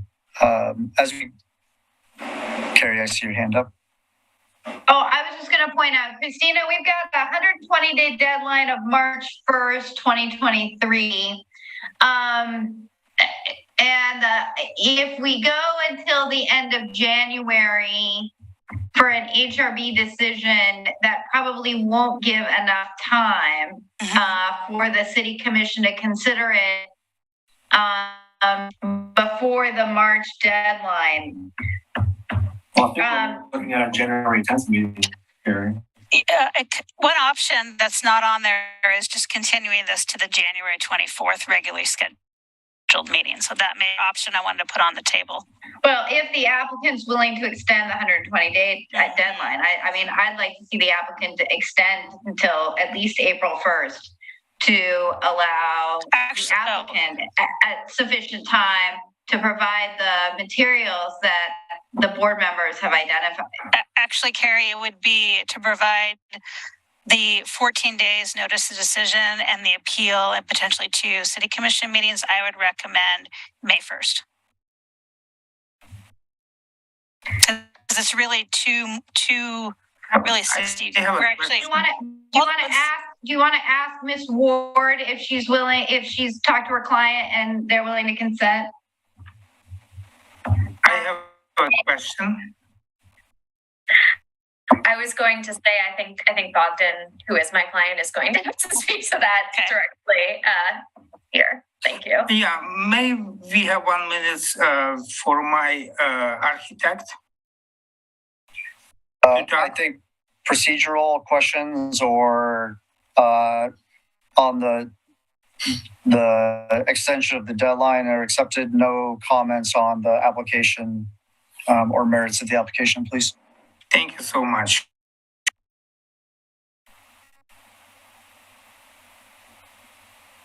So Bogdan, can you respond to the request to extend to May 1st? Yeah, hold on for just a second. Please hold on for just a second.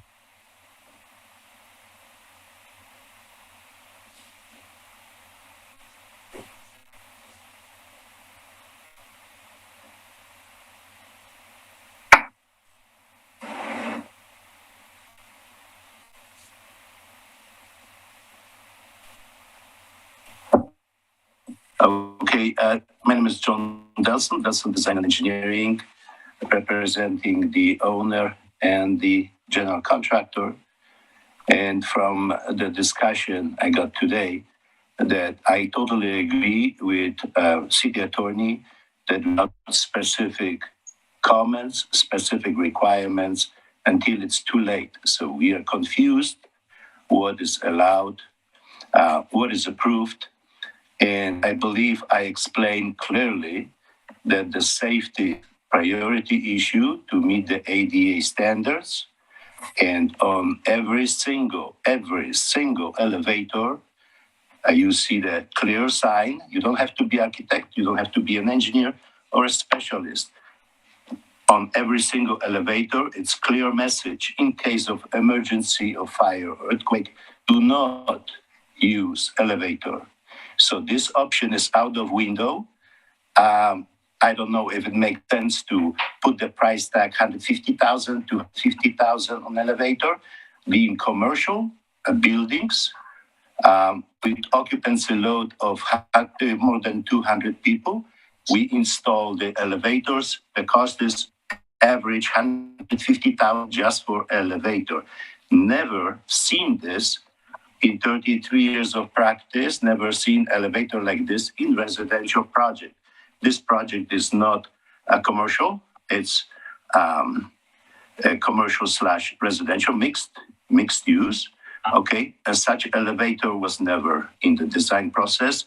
And since right now the building is near completion, it's second reason out of the window, because nobody will demolish this to put something that the owner does not want at the first place. The owner was clear that the safest for them, and according to standards that I'm aware of, the elevator is not an option. So requesting or demanding the price on the elevator, I don't know if it is appropriate. That's my only comment. Thank you very much. All right. Well, thanks for that, John. And explicitly ignoring my ask to not comment on the application. Since you did, we're going to go back and open public commentary again and ask if there are any other public comments responding to the applicant's testimony.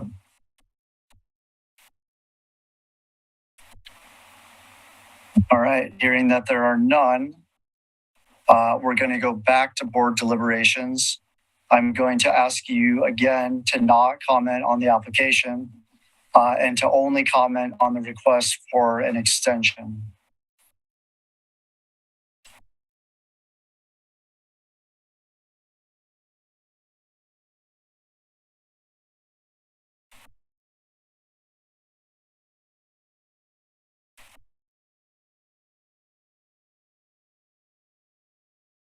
All right, so I'm not hearing an answer on that. So I guess we would take that as you're not granting an extension on the 120-day deadline.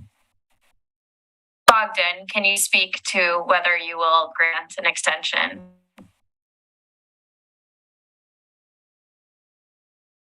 Do we have choice?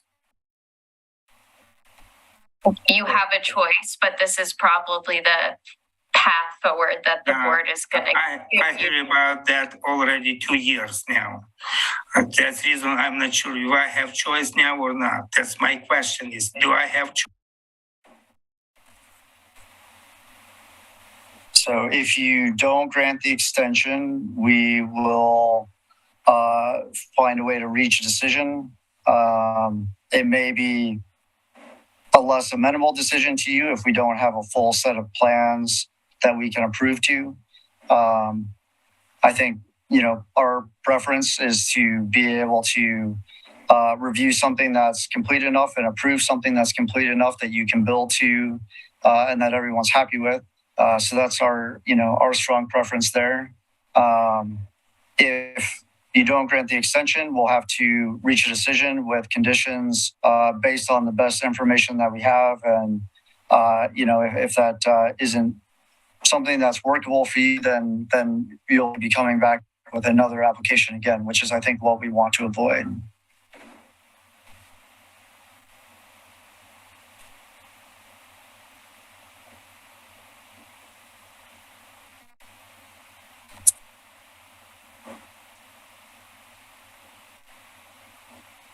If I may, Bogdan, I would suggest extending so that we can pull together all the materials that the board is requesting so that we have appropriate time to pull together sufficient drawings that are accurate and display what you would like to propose and what we're proposing today. And if we do make the extension, interpreting that as we would be meeting at the end of January at the January 24th meeting, with all those materials submitted well before that meeting, but it gives you more together those drawings and any other additional material the board and staff request. Yeah, go ahead doing extension now. Just like him says, my opinion about a review board work. Thank you. Doing extension. Okay, so that's a confirmation of extension to May 1st and looking at the January 24th Historic Review Board meeting. Just want to confirm with everybody. Aaron? That is my understanding, yes, that we are extending to the May 1st final deadline with the January 24th as our next meeting. So I think what the board this evening, it's sounding like staff's recommendation plus. So additional comments relating to the alternatives analysis would be very helpful, and the clarity you would like to see this would be helpful to the applicant. Yes, please.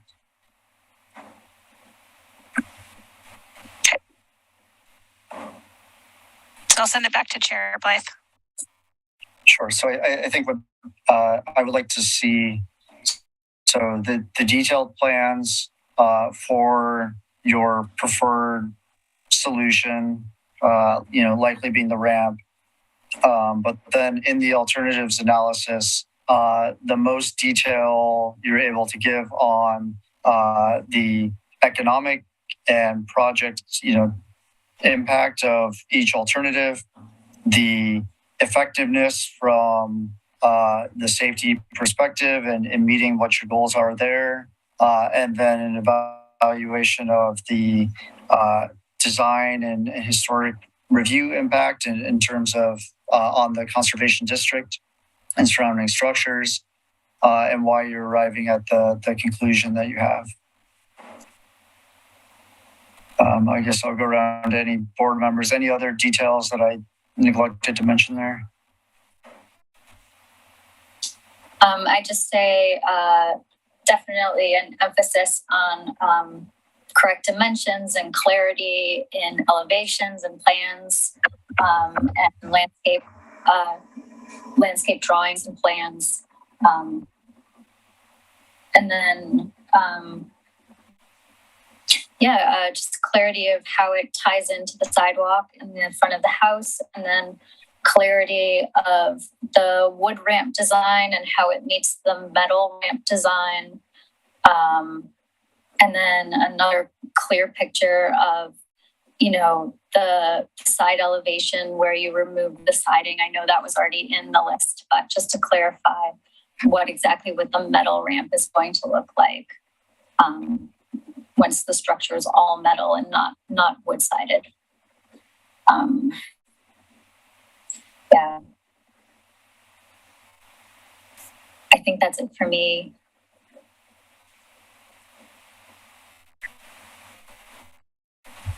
That's what I wrote down, like you said. If you didn't already say it, was a better rendition, a clearer drawing of all of that. What was presented tonight was, pretty elementary.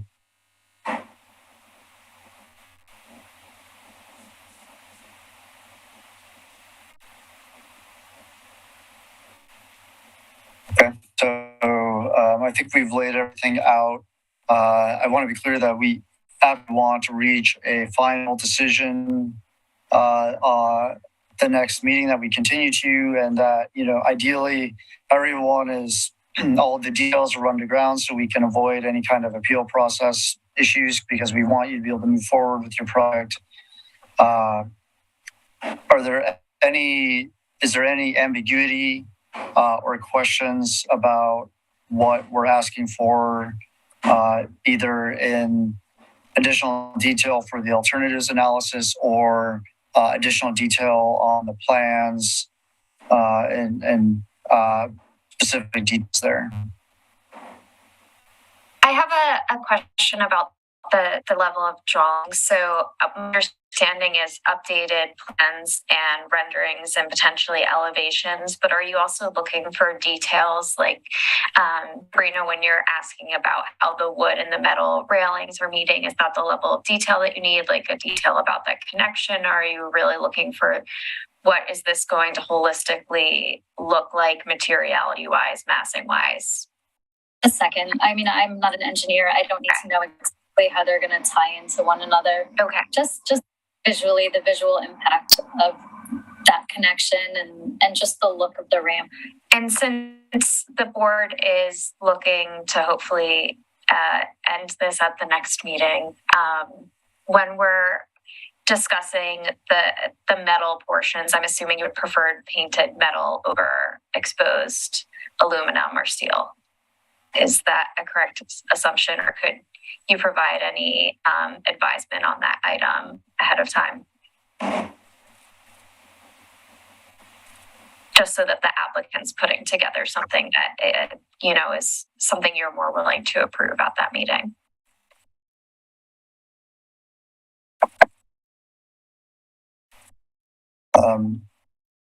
Generally, I think that's more, we have a board policy on railings.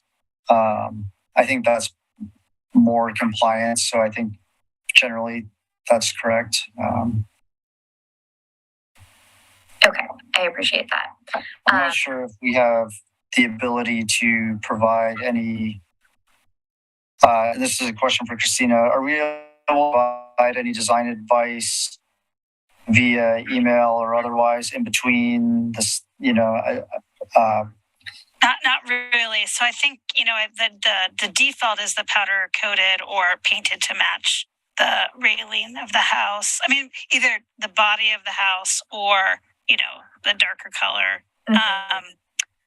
But generally for something that big, I think we would stay with our general recommendation of painting it to match the house, one of the paint schemes of the house, either the body or a trim color. I don't know, in a situation where you absolutely want to differentiate it, but I think even in our other historic buildings like the Ermitinger House and Stephen Crawford, it's still painted to match. We don't usually do the exposed aluminum. It's usually a color painted to differentiate itself for a match, so either black or dark charcoal. Thank you for that clarification. I do have a question for board, for design, the design-related question. I don't want to all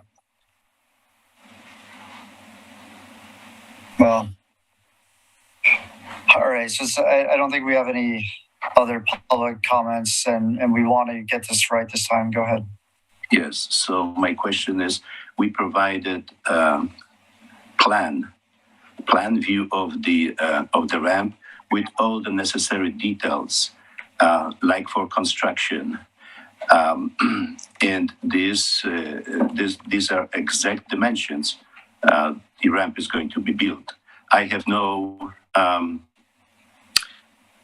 understand what else could be added to the plan as far as dimension. I know that there is a question from the board. They provide dimensions on the ramp. We already provided the dimensions on the ramp. And in my professional opinion, no other dimensions are necessary. Okay, that's one point. The other point is the height of the ramp, the size of the grab bar, the dimension from the guard post. All of this is dictated by ADA standards, which we have to meet. The only thing is the color, painted, powder coated, whatever. Painting, it has been clear, and I think mutually agreed that it has to be painted to match the house, okay? But as far as dimensions and design, it's guided by the standards, not by this, not by a private party, not by any HRB. That's my understanding. It's according to ADA standards. So if the board wants to know the standards, welcome to review, study this, and you have all the information. And we have to meet these guidelines exactly, and they are prescribed. So I don't know what else information you would need. Now, talking the third point, thinking about the ramp on the right side for the architectural appearance. In my opinion, the best way looking would be to have one consistent ramp to the end of the building, from the beginning, from one corner of the building to the end of the building, the same construction, the same look, the same appearance, the same materials. past the end of the building and actual ramp and the switchback, everything can be and should be done in metal to have a lighter structure. But if we divide it and 80% of the elevation do this way, 20% of the elevation do different ramp, it's never gonna look good in my professional opinion. So this is the third point. Other than that, I don't have any questions, and thank you for your attention.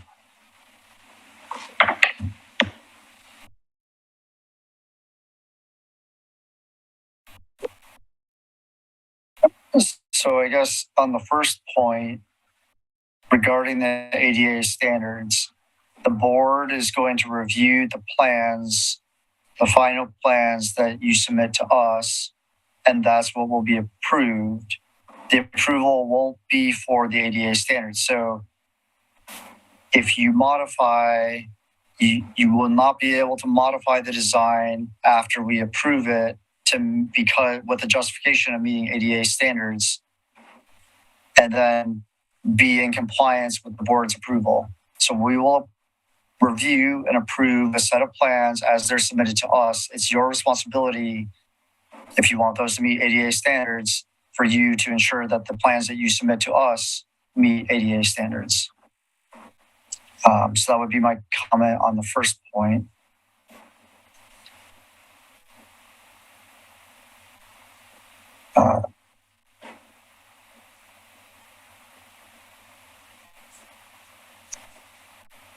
The others, Christina, are you able to go back to the list of Sure. And detail that we're looking for in the revised drawings? Yeah, and what Mr. Delson brought up is brand new, so you can provide direction to Aaron if that's something you want to see or not. So let me share my screen. Just 1 second.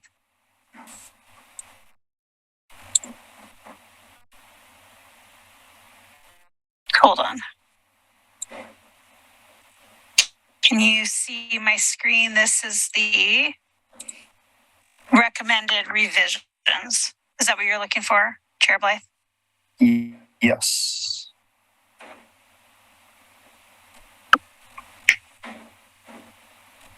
And so I think the two things that were brought up, just to recap, brought up in this conversation were direction about additional information for the alternatives analysis, which I think you've given, and clarification to the applicant on what portions of the ramp that you're okay with being wood-based, and where do you want it to start to be all metal, and what you want the metal ramp to be. And it sounds like I heard direction on painted or powder coated.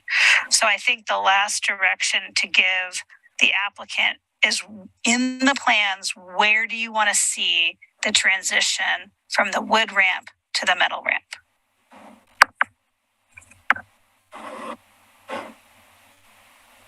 And if you want me to keep this up or stop sharing. My question to you, Christina, is what exactly? I think I don't know if Grant or Chair Blythe or board members have thoughts on this, but I think that what we're asking for is for them to show us, right, exactly what the wood ramp versus the metal ramp is going to look like. So maybe an alternative where it's, it goes up to the door, and then another alternative where it extends all the way to the back, as Mr. Delson suggested. I don't know exactly how this wood part is going to be constructed. I don't know if it's going to continue to have wood siding, no, it's not. It's going to just be wood wrapped posts. Is that what it is? It's wood wrapped posts with a thin skirting. With a thin skirting. That means probably a 1x that covers up any pressure treated wood just underneath it. So you're still going to have, you still have to find a way for a wood ramp to cover any pressure treated wood. So as it goes up, you would need to wrap the wood. The key question is, the farther you get back along the house, the more skirting you would need to provide to cover up pressure treated wood, because you will be building the structure with pressure treated wood. It's just the reality of a wood deck. I think the farther you go back, the more complicated it gets, because the board does not want to see a lot of siding or skirting, because that makes the massing larger. Right. And so, in this situation, if there, the all distance, it's probably 15 feet. I'm just going to make up a number between the edge of the side entry back to the back of the house, 15, 20 feet. That's really the differentiating we're talking about, of can that still say wood without increasing its massing, or does the transition need to happen at the side door? Because by the time you've wrapped your pressure treated wood, you've created a massing that's too big. And I don't have that answer. So if that's the direction to the applicant, if they want to provide something past the side door, they may want to show both options. But then that's additional, you're not providing clear direction to the applicant. And that is the hard part with these continuations, is providing as much clear direction this evening as possible, so that you are looking at what you asked for at the January meeting. Christina, I can provide the clarification. Okay, I think there is a confusion about the pressure-treated wood. Okay, we don't have to use pressure-treated wood. We can use regular wood, cedar, and cedar is equally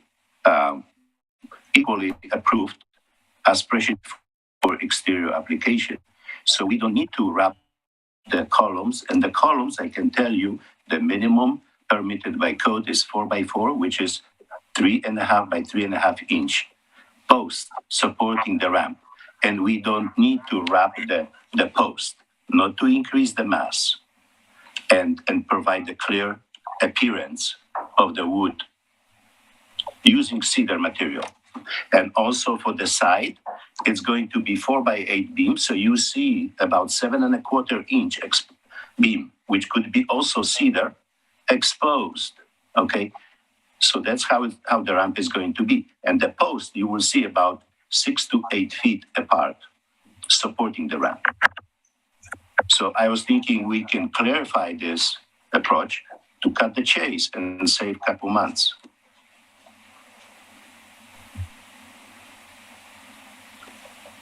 Do you have any other questions about that?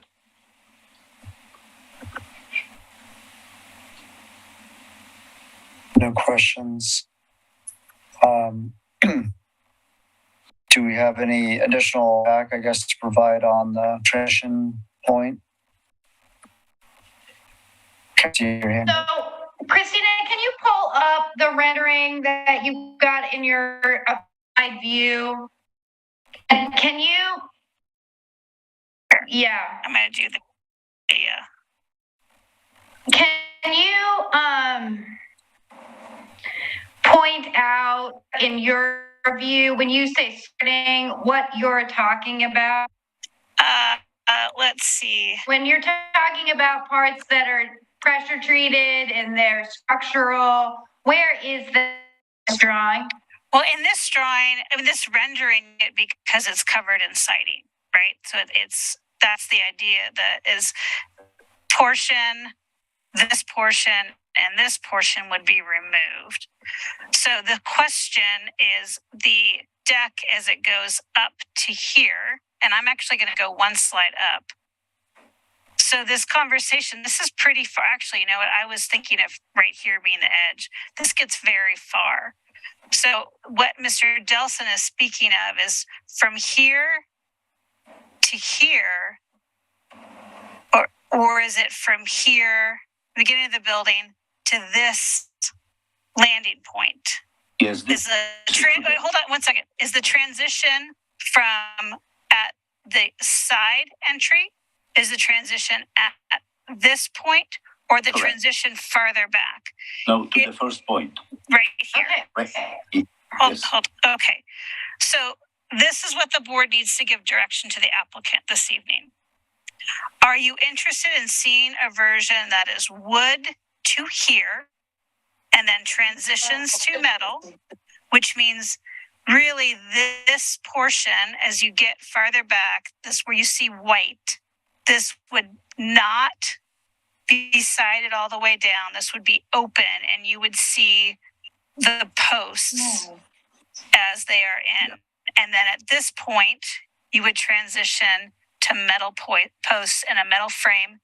This side and this siding would be removed, have the natural foundation, concrete foundation line, and then what you'd see here would be a structure without this siding here and here. And then this siding would meet its natural concrete foundation line.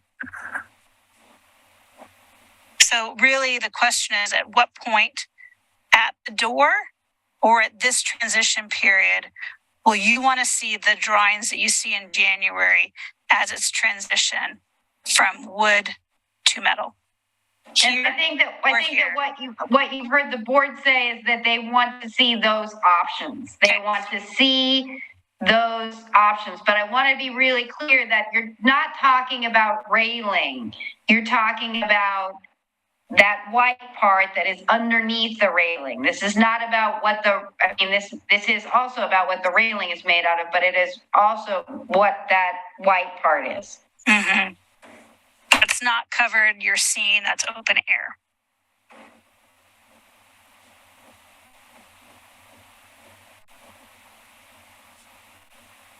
So I guess it's confirmation that and direction to the applicant. Do you want to see a specific transition, or do you want to see the transition, a version that shows a transition at the door or a transition at the next landing? So if this is transition 1, transition 2. Transition 2, please.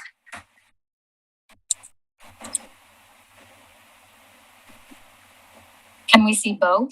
Yeah, I think the clear thing is provide that direction tonight, what you want to see. So when you're looking at the plans in January, you are getting what you asked for. Yes. Can we see one version where it's at the door and one version where it's at the first part of the end of the first part of the structure? Board member Blythe, do you have any?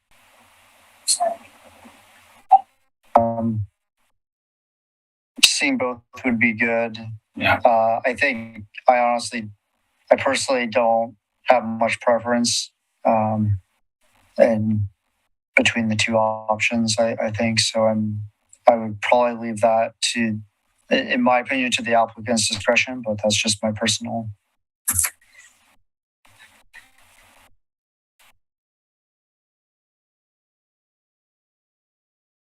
I'd want to see both.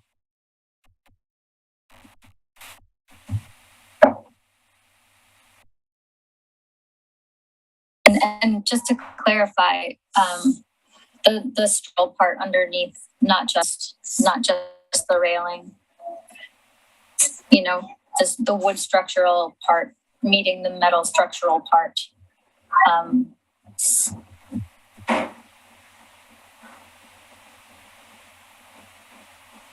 Can I add clarification to that?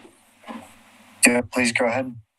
Yeah, so as far as structural part, okay, the minimum permitted by code beam or floor joist for the or ramp is 2x8, and the minimum is also 2x8. We could flash the joist with the beam, so the overall thickness of the deck is in the range of 8 inches. That's what you will see. And this can be done in cedar, so it's a natural appearance. Okay, so you see about 8 inches decking. Using the hangers, we don't need to put the beam under. We can put flush with the floor joist of the decking. Okay, so you will see about 8 inches of the supporting decking. Above this, you see metal railing, which you already have the specifications, pictures, and so on. And below, we will see 4x4 post with dimension 3.5 inch by 3.5 inch. This is called 4x4, okay? And this can be done there, so it does not require extra material and wrapping. So all the structure exposed will be in cedar and painted to match the house. And in my professional opinion, if we terminate at the side entry, it's about 20% of the one elevation will be totally different material and different approach. This will never, ever look consistent and look nice and clean. Nobody is doing front facade or side facade. 80% is material, 20% another material. So this option, we can just for the sake of killing time, we can present a picture like this, but I can guarantee you before we even start that's not going to be look good, aesthetically pleasing elevation. Past the corner of the building, later the ramp turns, okay, we can change the material. And this is the bulk, the mass of the ramp.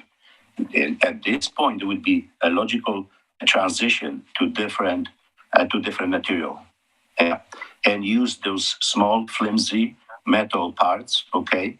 And this will be most likely designed, depends if the contractor will elect to purchase pre-manufactured ramp or from different companies, they do it differently. They will provide their own engineering and their own details. However, those details, I can guarantee you 100% at this time, the guardrail is at the 36-inch height and providing grab bar, and all these dimensions and all these details will slightly vary from manufacturer to manufacturer, but all of them have to meet the ADA standards. So these are predictable. Below, talking back on the right elevation, below we see what you see the white here, that's going to be concrete. Above concrete, you will see retaining wall, concrete retaining wall. And on top of this concrete retaining wall, you see those 4x4 posts, which are spaced, depends on the final calculations, and the city approval, because those plans have to be approved by the city to meet the building code standards. My guess estimate is between 6 to 8 feet apart, those vertical posts. And then we will have to have braces, lateral braces, which could be done with wood or metal. So I can give you a preview how that's going to look. But I appreciate your input that we agree on termination at the corner of the building. I think we'd like to see both.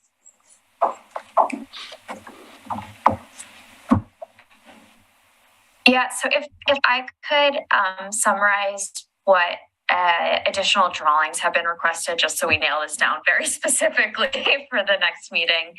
My understanding is that in elevation and in renderings clearly show materials and exactly what the design will look like with the topography of the site included.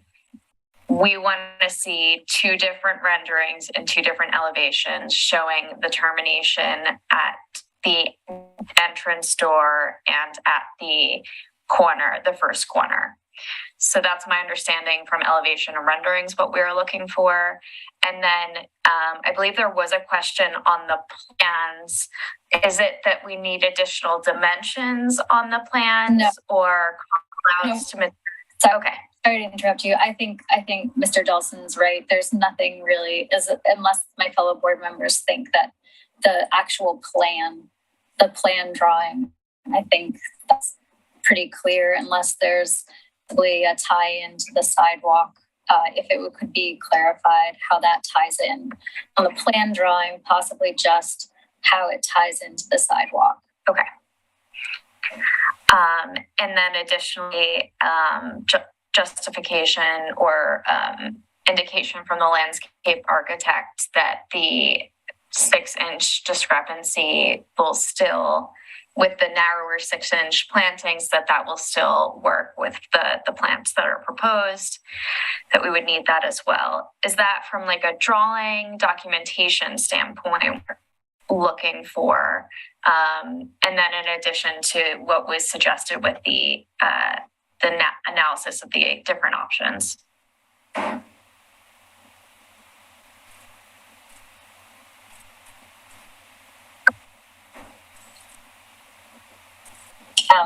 I think that was something that was suggested by staff that we agree with, just in the sense that we want these plants to survive and be healthy and be suitable for their location. Mm-hmm. Do you have any clarification on what exactly we should get for that, Christina? I think at a minimum, you need confirmation from the landscape architect that if it is less than 6 feet and less than 3 feet, can the plants still survive in the resulting refined dimensions? And so I think a formal little memo from the landscape architect would suffice. But we do need to know that if there's 6 inches removed from the planting area, will those plant types selected still thrive?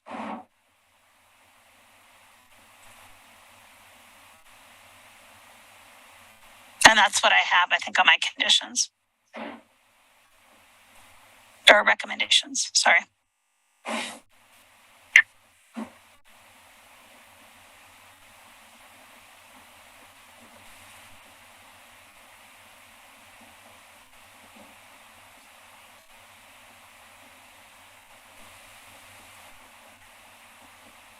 Okay, so again, just for the drawings specifically, we want 2 renderings showing the different options of termination from the wood to the metal. Elevation. Do you want elevations and renderings or just renderings? Both. Both. Okay. And the plan only needs to be updated to show the ramp meeting the sidewalk, how that's going to terminate, how that intersects. Okay. And that's all we need drawing wise. Is that correct so far? I'm making notes to make sure that we get you everything you need for the next meeting. With correct topography. Okay. Thank you. And all the structure underneath, what it's going to look like. Everything Mr. Delson described. Right. I think, John, you can picture that a little bit better than all of us can. So to see that actually in rendering will be helpful. I'd also just like to comment on something that Mr. Delson said. He said that he would submit plans, that the drawings submitted to us would then later they'd have to find out from the contractor what kind of metal railing that they were going to use. But that would happen after the fact. Could find out before, so we could have their picture of what that metal railing is, what the contractor is going to purchase, so we could actually see a product, as opposed to just sort of a generic railing and then, and then have the exact railing be determined afterward.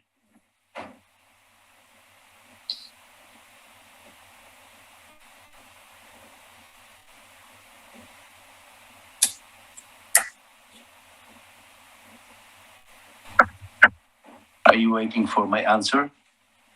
I was suggesting it to Aaron or Miss Ward, apologies. And I don't know if Chair Blythe or Board Member Stobie feel the same way, but it'd be nice to see the act product. Aaron's totally fine. And but John, can we, for the January 24th, and I want to be clear, when we're saying January 24th, we're going to have to submit all this to Christina well before that meeting. So that's not the hard deadline for all these materials. But for that, will we be able to, what they need to see is exactly what the railing and what the structure of the metal ramp is going to be. were you suggesting that that wouldn't be possible by the 24th, or is that something we can provide them? Yeah, of course. We have already a company who will provide this product for us, and I can send it all the information for you guys. Okay. Okay. Bogdan, just to clarify, is my understanding, if you hire company A, B, or C to provide full documentation, like ready to submit for the city permit, they need to develop structural plans and engineering for this, specifically for your need, for your situation, topography. It takes time, and I would never promise that they can do it in a month.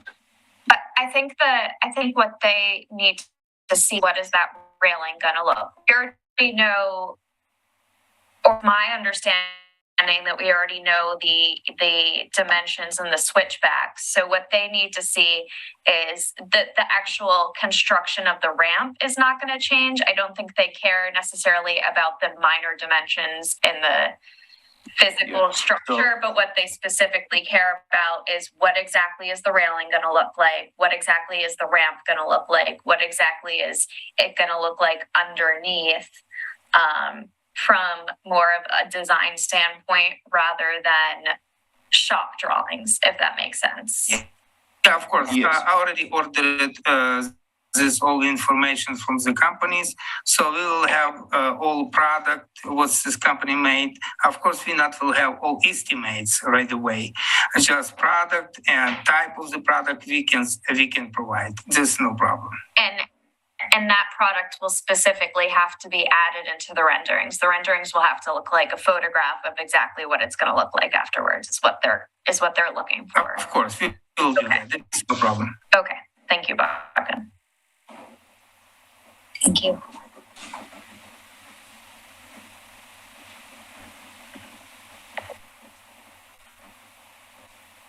Okay, very good.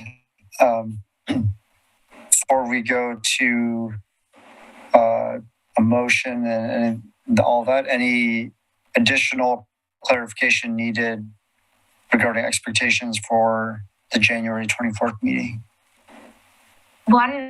One final question about the analysis of the different options. I know that we're looking for a cost analysis as well as a safety analysis. Clearly, those are things I won't be providing as a preservation expert, but do you need beyond my preservation and design analysis of the options, something beyond what I've already proposed? Because I believe one of the comments was to provide an analysis of how the preservation of these options fits within the district. Is that something that you want updated beyond what was submitted for this meeting? I don't think so. I think the other options on the railing that we're doing are all pretty much internal impacts, so there's really no additional preservation impact on the district. Okay. So I think that part is probably pretty well covered. Okay. Okay, that is all for me. I appreciate your input.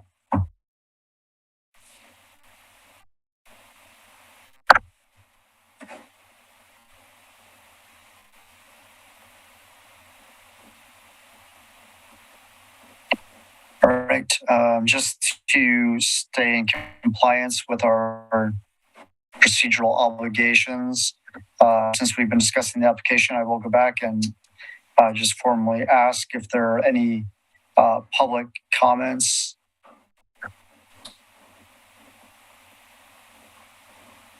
All right, not hearing any. We are leaving the public record open for additional testimony now in the January 24th meeting. And I think we're ready for to continue, or I can actually make just a motion. So I'll move to continue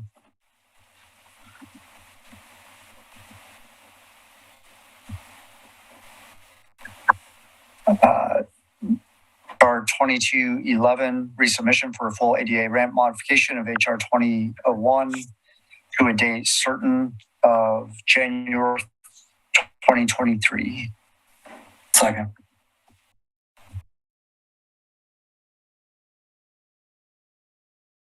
Okay, and recommendations for the, do you want to summarize as best you can, like the staff recommendations plus your additional recommendations to the applicant for revisions? Yes, I would say inclusive of all of staff's recommendations that are listed in the staff report and presentation, along with the additional board requests that we've made tonight, including the additional economic and functional detail in the alternatives analysis and the additional drawings and renderings on the transition point between the materials and in the tie-in to the sidewalk. I think those are the main items there. All right, is there a second?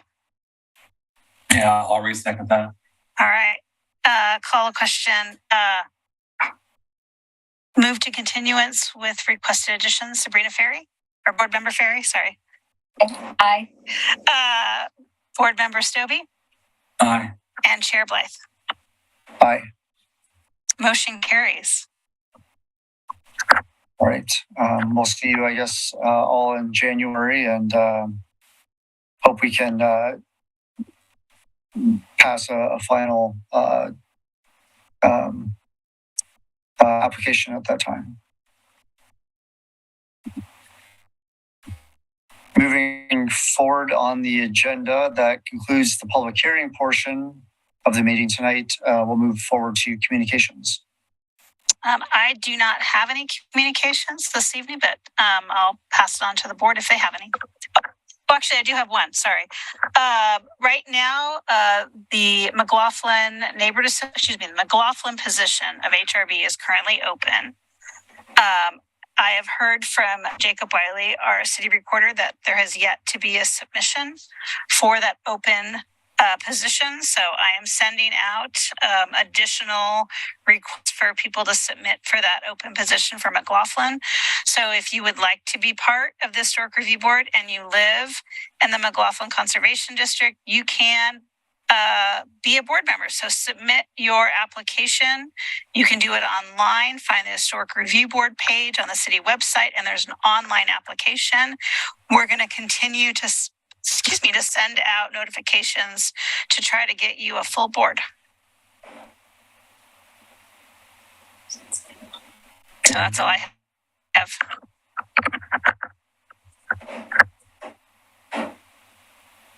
So that's all I have for staff. Okay, thank you. Any other communications? The one question I have is, I guess, do we anticipate that we will not have a December meeting? Correct. We will not have a December meeting. The December 28th HRB meeting will be canceled. So thank you for a reminder. Okay. Well, and if that's the case, then I believe tonight will actually be my last meeting. So Grant, you also need to talk to your Kenema neighborhood, get someone to turn in their application as well. Yeah. So does that mean? Thank you, Grant. Yeah. So, thank you so much. Yeah. So that means at the January meeting, we might not have a full board. So it behooves everybody here, and I will reach out to board member Edgar to make sure we have all three of you at the January meeting. Will I be chairing that meeting, or are we going to have an election? That's you. Probably will be chairing it, knowing the January meeting and the time crunch and what's going on. So I'm assuming we will have you chair until we can have an election.